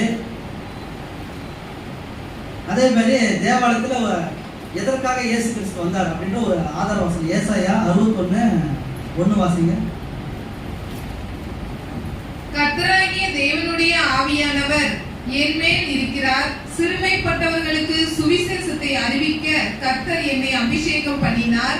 இருதயம் நொறுங்குண்டவர்களுக்கு காயம் கட்டுதலையும், சிறைப்பட்டவர்களுக்கு விடுதலையையும், கட்டுண்டவர்களுக்கு கட்டவிழ்தலையும் கூறவும். இது எக்ஸாக்டா யாரு கேட்கறப்ப இயேசு கிறிஸ்து. ஏன்னு கேட்கறப்ப லூக்கா 4:17 அப்பொழுது ஏசாயா தீர்க்கதரிசி புஸ்தகம் அவர் இடத்தில் கொடுக்கப்பட்டது. அவர் புஸ்தகத்தை விரித்து கர்த்தருடைய ஆவியானவர் என் மேல் இருக்கிறார், தரித்திரருக்கு சுவிசேஷத்தை பிரசங்கிக்கும்படி என்னை அபிஷேகம் பண்ணினார். இருதயம் நொறுங்குண்டவர்களையும் குணமாக்கவும், சிறைப்பட்டவர்களை குருடருக்கு பார்வையும் பிரசித்தம் பண்ணவும், நொறுங்குண்டவர்களை விடுதலையாக்கவும். இது எக்ஸாக்டா இந்த வேதத்தை இயேசு கிறிஸ்து படிச்சு சொல்றாரு. அது நான் தான் அப்படின்னாரு. அப்ப அவங்க என்ன பண்ணாங்க? ஏத்துக்கல. இவரை பார்த்தா இவர் நாசிரியருக்கு வந்தது தெரியுமா, மரியாதோட பையன் அப்படின்ற மாதிரி இருக்காங்க. ஆனா இந்த எக்ஸாக்டா இந்த வசனத்தின் படி வந்தவர் அவரு தான். இது அவர் கையில கொடுக்கப்பட்டு அவர் வாசிச்சு அவர் சொல்றாரு இது நான் தான்பான்றாரு. அப்ப இது அவங்க ஏத்துக்கல அப்படின்னு பாக்குறோம். அப்புறம் பாக்குறப்ப யோவான் ஸ்நானன் கூட என்ன பண்ணாருன்னா ஒரு கேள்வி கேட்கிறாரு. என்னன்னு கேட்டா வருகிறவர் யோவான் தான் அவருக்கு சாட்சியை கொடுத்தாரு, மறுபடியும் ஏங்க அவரு கேட்கணும்? அவர் தானே அவர் சொன்னாரு இவர்தான் மீட்பாரு மெசியான்னு சொன்னவரு. மறுபடியும் அவர் கேள்வி கேட்கறாரு. அவர் என்ன தப்பா கொடுத்து ஃபீல் பண்ணிட்டாரோ, ஐயோ தெரியாம கொடுத்துட்டோம் அப்படின்னு பாத்தீங்கன்னா அது இயேசு கிறிஸ்து வார்த்தை சொல்றாரு. மத்தேயு 11 வருகிறவர் நீர்தானா அல்லது வேறொருவர் வராதிருக்க வேண்டுமா என்று 4 வாசிங்க. வர காத்திருக்க வேண்டுமா என்று அவரிடத்தில் கேட்கும்படி அனுப்பினார். இயேசு அவர்களுக்கு பிரயுத்தரமாக, நீங்கள் கேட்கிறதையும் காண்கிறதையும் யோவானிடத்தில் போய் அறிவியுங்கள். அப்படியே கீழே போடுங்க. அது கீழே. குருடர் பார்வையடைகிறார்கள், சப்பானிகள் நடக்கிறார்கள், குஷ்டரோகிகள் சுத்தமாகிறார்கள். ஒரு சிஸ்டர். அப்ப ஏசாயால சொல்லப்பட்ட வசனத்தின்படியே யோவானுக்கு சொல்றாரு, போய் யோவானுக்கு போய் சொல்லிட்டு. அப்ப இந்த வசனத்தின்படி போய் சொன்னா அவர் என்ன பண்றாங்க? கரெக்ட் தான். அப்ப இந்த விஷயம் செய்யறவர் யாரு? மேசியாவால தான் இந்த விஷயமே பண்ண முடியும். குருடர் பார்க்க முடியும், சப்பானிகள் நடக்கிறாங்க, மரித்தவர்கள் எழுப்புறது யார் பண்ணுவாருன்னா மெசியா தான் பண்ணுவாரு. இந்த ஸ்ட்ராங்கான வசனம் சொன்னோடனே அவர் என்ன பண்றாருன்னா, ஓகே கரெக்டான வேலை நடக்குது அப்படின்னு அவர் இதாயிட்டாரு. அதுக்கப்புறம் யூதர்களுடைய ஒரு விஷயம் என்னன்னு கேட்டா, இஸ்ரவேலை ஆள போகிறவர் மேசியா தான் வந்து ஆள் கூட்டி சேர்க்கணும், இது ஆளணும் அப்படின்றப்ப எரேமியா வசனம் இதுல வந்து எரேமியா வைக்கிறாங்க. எரேமியா 33:5 வாசிங்க. இதோ நாட்கள் வரும் என்று கர்த்தர் சொல்கிறார், அப்பொழுது தாவீதுக்கு ஒரு நீதியுள்ள கிளையை எழும்ப பண்ணுவேன். அவர் ராஜாவாய் இருந்து ஞானமாய் ராஜரீகம் பண்ணி பூமியிலே நியாயத்தையும் நீதியையும் நடப்பிப்பார். ஆமா, இது வந்து அவங்களோட சாட்சியா வச்சு பேசுற வசனம். இப்ப நம்ம கேட்கிறோம், இயேசு கிறிஸ்து ராஜாவா இல்லைங்களா? எப்படி ராஜா? ஃபர்ஸ்டே சொல்லிட்டோம், ஃபர்ஸ்ட் மீட் எடுத்துட்டாரு. ராஜா தன்னுடைய ராஜ்யத்தை மீட் எடுத்துட்டு போயிட்டாரு, மீண்டும் வரப்போறாரு. அவர் எப்படின்னா சர்வத்துக்கும் இனிமேல் எப்படின்னா பயங்கர வல்லமை உள்ளவரா வரப்போறாரு. ஆனா எப்போ வருவாரு? 1000 ஆண்டு அரசாட்சியில எல்லாமே சீராக்கப்படும், கோணலானதெல்லாம் நேராக்கப்படும், பள்ளங்கள் எல்லாம் நிரப்பப்படும். இதுதான் வந்து நம்மளுக்கு தீர்க்கதரிசனமா உரைக்கப்படுது. எசேக்கியேலும் சரி, எல்லா தீர்க்கதரிசி புஸ்தகத்துல என்ன சொல்றாங்க, கடைசி காலத்தில் சம்பவிக்க வேண்டியது. ஆனா யூதர்கள் என்ன பண்ணாங்கன்னா, கடைசி காலத்தை எங்க கொண்டு வந்துட்டாங்கன்னா அப்பயே கொண்டு வந்துட்டாங்க. அவங்க இயேசு கிறிஸ்து பிறந்த காலத்தையே கொண்டு வந்துட்டாங்க. எங்களுக்கு தேவாலயம் கட்டி நாங்க பலி செலுத்தணும். தேவாலயம் நம்மளுக்கு இனிமேல் தேவையா? ஆடு பலி ஆயிடுச்சு, ஆடு மீட்டு எடுத்துச்சு. இன்னுமே இவனுக்கு வந்து தேவாலயம் எங்களுக்கு வேணும், நாங்க பலி செலுத்தணும்னா இவங்க என்ன மைண்ட் செட் பண்ணுறாங்க? முதல்ல தேவாலயம் அதை கேட்கிறாரு. தேவாலயத்திலும் பெரியவர் இங்க இருக்கிறேன்றாரு. சாலமோனும் பெரியவர் இங்க இருக்கிறேன், எல்லாத்திலும் பெரியவர் நான் தான்பா, நான் மீட்டெடுக்க வந்துட்டேன்ட்டாரு. ஆனா இவங்க பாணி எப்படின்னா, இல்ல நாங்க பலி செலுத்துவோம், எங்களுக்கு தேவாலயம் வேணும். அப்ப இவங்க இன்னுமே மாம்ச ரீதியா இருக்கிற ஒரு வகுப்பால் தான் இவங்க. அப்ப மேசியாவை மறுதளிக்கிற இவங்க எப்படிங்க சொந்த ஜனமா இருக்க முடியும்? இப்ப ஒரு சிலர் என்ன சொல்லுவாங்கன்னா, இஸ்ரேல் ஜனங்களா அவங்க தேவனுடைய பிள்ளைங்கப்பா, இன்னுமே ஆசீர்வாதம் இருக்கிறதுப்பாங்க. கிறிஸ்துவை இவங்க ஏத்துக்கவே இல்லை, எப்படி ஆசீர்வாதம் இவங்களுக்கு இருக்குது? அப்ப ஒரே ஒரு தடவை நம்ம இயேசு கிறிஸ்து ஏத்துட்டு பின்மாற்றம் ஆயிட்டாலுமே நமக்கு ஆசீர்வாதம் இருக்குமா? அப்ப அவங்களுக்கு படி எவ்வளவு ஆசீர்வாதம் இருக்குது? ஆபிரகாம் சந்ததி இருப்பாங்க, உன் சந்ததிக்குள்ள எல்லா சந்ததி ஆசீர்வதிக்கப்படும். அது கிறிஸ்துவே, கிறிஸ்து மூலியமா தான் எல்லாமே ஆசீர்வாதம் வரும். ஆபிரகாம் மூலியமா இங்க ஆசீர்வாதம், உன் சந்ததிக்குள்ள ஒருவர் வருவாரு, அவரால் தான் உலகமே ஆசீர்வதிக்கப்படும் அப்படின்றப்ப இப்ப இஸ்ரேல் ஜனங்க நம்ம ஒண்ணா இருக்கிறாங்க. இப்ப இந்த ஆசீர்வாதம் யாரால வந்துச்சு? யாரால வந்துச்சு? கடவுளால. அதான் கடவுள் கொடுக்குறாரு தானே. வாக்குத்தத்தம் என்ன சொன்னாரு? உன் சந்ததிக்குள்ள யாரு? பவுல் சொல்றாரு, அது கிறிஸ்துவே. கிறிஸ்து என்னைக்கு மீட்டெடுத்து வராரோ அன்னைக்குதான் எல்லாமே ஆசீர்வாதம். அன்னைக்கு இஸ்ரேல் தேசம் மேன்மையா இருக்கும், அந்த தீர்க்கதரிசி பட்டணம் இருக்கு, அது மேன்மையா இருக்கும். ஆனா இப்ப மேன்மையா இருக்கிற காரணம் யாரு? அதே மாதிரி இப்ப இருக்கிற யூதர்களுக்கு இயேசு ஏத்துக்கல. அப்ப அவங்க நம்ம ஏத்துக்கலாமா? யார் இதை ஏத்துக்கிறாங்க? அவங்க ஆபிரகாம் சந்ததித்தாங்க, ஏத்துக்கலாம். வசனம் என்ன சொல்றோ அதுதான். ஒரு கிறிஸ்துவ ஏற்றி பின்மாற்றம், அது பின்மாற்றம் தான். ஆபிரகாம் சந்ததியா இருந்தாலுமே இயேசு ஏத்துக்கலன்னா அவங்க அந்த சுதந்திரத்துக்குள்ள வர முடியாது. இன்னுமே அவங்க உலக ஜனம் தான். ஏன்னு கேட்கறதோ, அவர் வந்தது அவங்களுக்காக ஏற்றுக்கல, புறஞ்சாதிக்கு நம்மளுக்கு வந்துருச்சு. இன்னைக்கு நாம ஆவிக்குரிய இஸ்ரேலர், அவங்க மாம்சத்துக்குரிய. ஆவிக்குரியவர் வந்து பரலோகத்துக்கு உண்டவனவங்க, இவன் மாம்சத்துக்கு பூமிக்குரிய. அப்ப அவங்க பூமிக்குரிய விஷயத்தை தான் தேடுறாங்க. அப்பதான் பலி, ஆலயம், நாங்க ஆசீர்வாதமா இருப்போம், அவர் எங்க கடவுள், உங்களுக்கெல்லாம் கடவுள் இல்லை, நீங்க வேற ஜாதி அப்படின்னு சொல்றோம். அந்த வகுப்பார்ல எப்படி அவங்க ஆசீர்வாதமா இருக்கிறான்னு கேட்டா, இப்ப இருக்கிறது அவங்களோட கடவுளோட ஆசீர்வாதம் இல்லை, அவங்களோட சொந்த மூளையை யூஸ் பண்ணி பூமிக்கு எடுத்து கொண்டு இருக்கிற ஆசீர்வாதம். அதுக்குதான் என்ன சொல்றாருன்னா, ஏன் இயேசு கிறிஸ்து 2வது வருகையில வந்து இஸ்ரேல் தேசத்தை வந்து, அந்த வசனம் நம்ம படிச்சாதான் கரெக்டா முடியும்.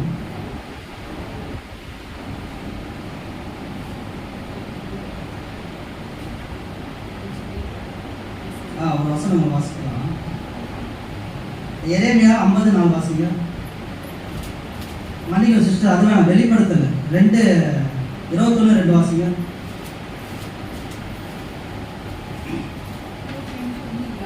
ஆ, 21:2 இல்ல 21:22 வாசிக்கிற கேளுங்க. அதிலே தேவாலயத்தை நான் காணவில்லை, சர்வ வல்லமையுள்ள தேவனாகிய கர்த்தரும் ஆட்டுக்குட்டியானவருமே அதற்கு ஆலயம். ஆமா, அந்த இடத்துல இருக்கல தேவாலயம் இல்ல, அதுக்கு யாரு ஆலயமா இருக்கிறாங்கன்னா சர்வ வல்லமையுள்ள தேவனான கர்த்தரும் ஆட்டுக்குட்டியானவருமே ஆலயம். ஆனா இன்னுமே இவங்களுக்கு லிட்டரலா இவங்களுக்கு ஆலயம் வேணும் ஆலயம் வேணும்னு கேட்டுக்கிறாங்க. வசனம் என்ன சொல்லுதுன்னா பிதாவாகிய கடவுளும் குமாரனுமே இருக்கிறாங்கப்பா, அவங்க தாப்பா உங்களுக்கு ஆலயம்ன்றாரு. அடுத்தது என்ன சொல்றாங்கன்னா சபையை தான் நீங்களே அந்த தேவனுடைய ஆலயமா இருக்கிறீங்க. தேவாலயம் எதற்காகனா ஒரு பாவத்தை கொண்டு போய் சுத்திகரிப்பு பண்றது தேவாலயம், அந்த இடத்துல பலி செலுத்துறாங்க. ஆனா இன்னைக்கு கர்த்தர் இயேசு நம்மளை மீட்டெடுத்துட்டாரு, அவரோட ரத்தம் நம்மளை சுத்திகரிச்சிருச்சு, நீங்க தான் தேவாலயம் சொல்றாங்க. ஆனா அவங்க ஏத்துக்கவே மாட்டேங்கிறாங்க. அது எப்படி அப்படின்றாங்க. அது இந்த இது ஏத்துக்காகவே எப்படி அவங்க வந்து ஆபிரகாமோட சந்ததியா அங்கீகரிக்கப்பட முடியும்? அப்ப அழிவு எங்க இருந்து ஸ்டார்ட் ஆகும்னு கேட்டீங்கன்னா மகா பாபிலோன் எங்க இருந்து ஸ்டார்ட் ஆகும் அப்படின்னு கேட்டீங்கன்னா மகா பாபிலோன் அங்க இருந்து தான் ஸ்டார்ட் ஆகணும். கிறிஸ்துக்கு ஆப்போசிட் யாரா இருக்கணும்? அந்தி கிறிஸ்து யாரா இருக்கணும்னு கேட்டீங்கன்னா இயேசுவை தெரிஞ்சவங்க தான் எகன்ஸ்டா இருக்கணும். இப்ப எனக்கு எதிரி யாரா இருக்கணும்? என் கூட வரவங்க தான் எனக்கு எதிரியா இருக்கணும். எனக்கு தெரியாதவங்க எனக்கு எதிரி எப்படி இருக்க முடியும்? எப்படி எதிரி உருவாவாங்க? என் குணலட்சணம் என் கேரக்டர் தெரிஞ்சு எனக்கு பிடிக்கல அப்படின்றப்ப எதிரி உருவாகணும். அப்ப ஜீசஸ் ஏத்துக்கல, அவர் பிடிக்கல, இந்த வழிமுறை சரியில்லை, எகன்ஸ்ட் ஆகிறவங்க ஆன்டி கிறிஸ்து. அப்ப இன்னைக்கு கிறிஸ்துவத்துக்கு முழுக்க எதிராகிறவங்க யாருன்னு கேட்டீங்கன்னா யூதர்கள் இருக்கிறாங்க. மெயினா யூதர்கள் தான் இருக்கிறாங்க. ஏன்னு கேட்டீங்கன்னா நீங்க ஜீசஸ் பேரை கொண்டு அங்க போனவங்க உங்களை மதிக்க மாட்டோம். அப்ப இந்த நியாயத்தீர்ப்பு எங்க தான் முதல்ல ஸ்டார்ட் ஆகணும் அப்படின்னா மகா பாபிலோன்ல தான் ஸ்டார்ட் ஆகணும். மகா பாபிலோன் எங்க தான் இருக்குன்னா இஸ்ரேல் தேசம் தான் வரப்போகுது. அதுக்கு உண்டான பாடம் நம்ம முன்னால எழுதுறாங்க, ஆராய்ச்சி பண்ணுவோம். எங்க இருந்து நியாயத்தீர்ப்பு எப்படி ஜட்ஜ்மெண்ட் இருக்கும்? ஏன்னா என்னை குட்டினோரு எப்படி காரணம்னா வசனம் அதை படிச்சிடலாம். சகரியா 12:10 படிங்க. நான் தாவீது குடும்பத்தாரின் மேலும் எருசலேம் குடிகளின் மேலும் கிருபையின் ஆவியையும் விண்ணப்பங்களின் ஆவியையும் ஊற்றுவேன். அப்பொழுது அவர்கள் தாங்கள் குத்தின தான் ஒரே பேரானவனுக்காக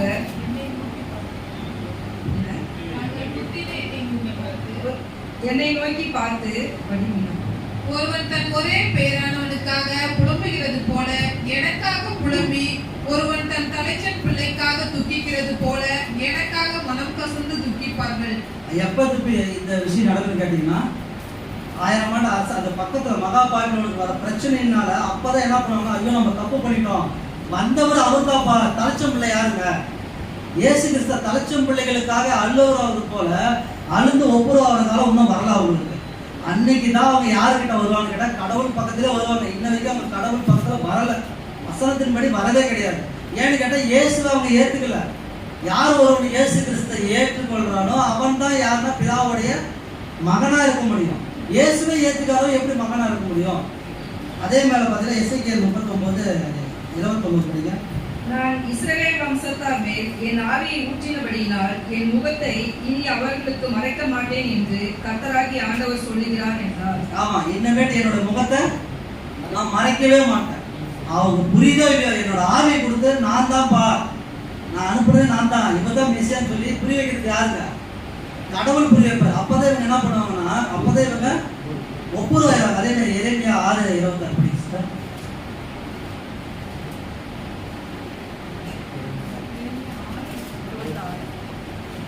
என் ஜனமாகிய குமார்த்தியை இரட்டை கட்டிக்கொண்டு சாமநிலை புரண்டு ஒரே புத்திரனுக்காக துக்கிக்கிறது போல மனக்கசந்து புலம்பி பாலாங்குகிறவன் சடிதியில் நம்ம வருவான் அப்படின்றாரு. அப்ப என்னன்னா ஒரே பேரான குமாரனுக்கு அழுகிற மாதிரி அழுவாங்க. அதே மாதிரி ஒரு சொல்றாரு, பாலாங்குகிறவன் சடிதியில் நம்ம வருவான்றாரு. யாருக்கு இந்த பாலாங்குகிறவன்? பாலாகிற அறுவர் பேருங்க. தானியேல படிக்கிறோமா? தேவாலயத்தில் நிற்கும் போது இந்த பாலாகிற அறுவர் எங்க தான் வரும்னு கேட்டீங்கன்னா இஸ்ரேல் தேசத்துல தான் ஸ்டார்ட் ஆகும். அதுக்கு நிறைய வசனங்கள் ஆதாரம் இருக்குது. வாய்ப்பு இருந்தால் நம்ம இந்த பாடத்தை கண்டினியூ அடுத்ததுல இந்த ஆராய்ச்சி பண்ணி இது பண்ணுவோம். அதே மாதிரி அவங்களோட கேள்வி இன்னொன்று என்னன்னு கேட்குறப்ப இந்த 70 பேர் கொண்ட குழுவை பற்றி பேசுனாங்க. யூதர்கள் வந்து சனகோரிப் அப்படின்னு ஒரு சங்கம் இருக்குது, 70 பேர் கொண்ட ஒரு குழு. ஆமாம், ஏன்னு கேட்குறப்ப மெஸ்ஸியா வந்து அந்த குழுவை ஏற்படுத்துவார் அப்படின்ற ஒரு நம்பிக்கை அவங்களுக்கு இருக்குது. அந்த சனக்கோரிப்பு சங்கம் எங்க இருக்குன்னு கேட்குறப்ப நம்மளுக்கு யாத்ரா புஸ்தகத்தை நம்ம பார்க்குறோம். என்ன ஆகும் அதில் பார்க்குறப்ப அந்த மூப்பர் சங்கத்தார் 70 பேர்த்த கூட்டுறாரு. 70 பேர்த்த வர சொல்லி அந்த குழுக்கள் தான் எங்க வந்துச்சுன்னு கேட்டீங்கன்னா பழைய ஏற்பாட்டில் 70 பேர் கொண்ட குழு. இயேசு கிறிஸ்துவ கைது பண்றாங்க இல்லைங்களா, அந்த 70 பேர்த்த குழு தான் எங்க இருந்துச்சுன்னா என்னாகுமா உபாகம புஸ்தகத்தில் இருக்குது. அது டைம் இல்லை இப்போ நமக்கு, அதுல இருந்து தான் ஸ்டார்ட் ஆகுது. அப்ப அந்த குழு வந்து நியமிப்பார் அப்படின்னு அவங்க சொல்றாங்க. ஆனா இயேசு கிறிஸ்து ஒரு குழு நியமிச்சார். எப்படின்னா 70 பேரை கொண்ட குழுவை நியமிச்சு காணாம போன இஸ்ரேல் தேசத்துக்கு போனாருங்களா, அதே 70 பேரு அப்படின்னா பழைய ஏற்பாட்டில் 70 பேர் இருக்கிறாங்க மூப்பர்கள். அதை தான் நான் மென்ஷன் பண்ணேன். இதே வெளிப்படத்தில் வரப்ப எத்தனை பேர் வராங்க? 1,44,000 பேர் வராங்க. மாம்சத்தில் 70 பேர். ஆனால் ஆவிக்குரிய வாழ்க்கையில் வரப்ப 1,44,000 பேர் முத்திரை தரிக்கப்பட்டவர்கள். அப்ப பாக்குறப்ப எல்லாத்துக்குமே வசனங்கள் இருக்குது, எல்லாத்துக்கும் ஆதாரம் இருக்குது. மேசியா இவர்தான்றதுக்கு எல்லா எவிடன்ஸ் இருக்குது. ஆனா அவங்க ஏத்துக்கல. ஏன் அவங்க ஏத்துக்கலன்னு கேட்டீங்கன்னா, அவங்க இன்னுமே மாம்சத்துல அவர் எங்களுடைய மேசியா, எங்களுக்கு தேவாலயத்தை கட்டி தருவாரு, நாங்க பலி செலுத்துவோம், உலகத்துக்கு அவர் கிடையாது அப்படின்ற எண்ணிக்கை அவர் பெருமிதம் அதிகமா இருக்கிறதுனால தான் அந்த வாய்ப்பை அவங்க இழந்தாங்க. இயேசு ஏத்துக்கலாம். ஆனா நாம அப்படி இல்லை, நாம அவரை ஏத்துக்கிட்டோம், வேதத்தின்படி கீழ்ப்படிதான் நமக்கு அந்த திரும்ப கிடைச்சிருக்கு.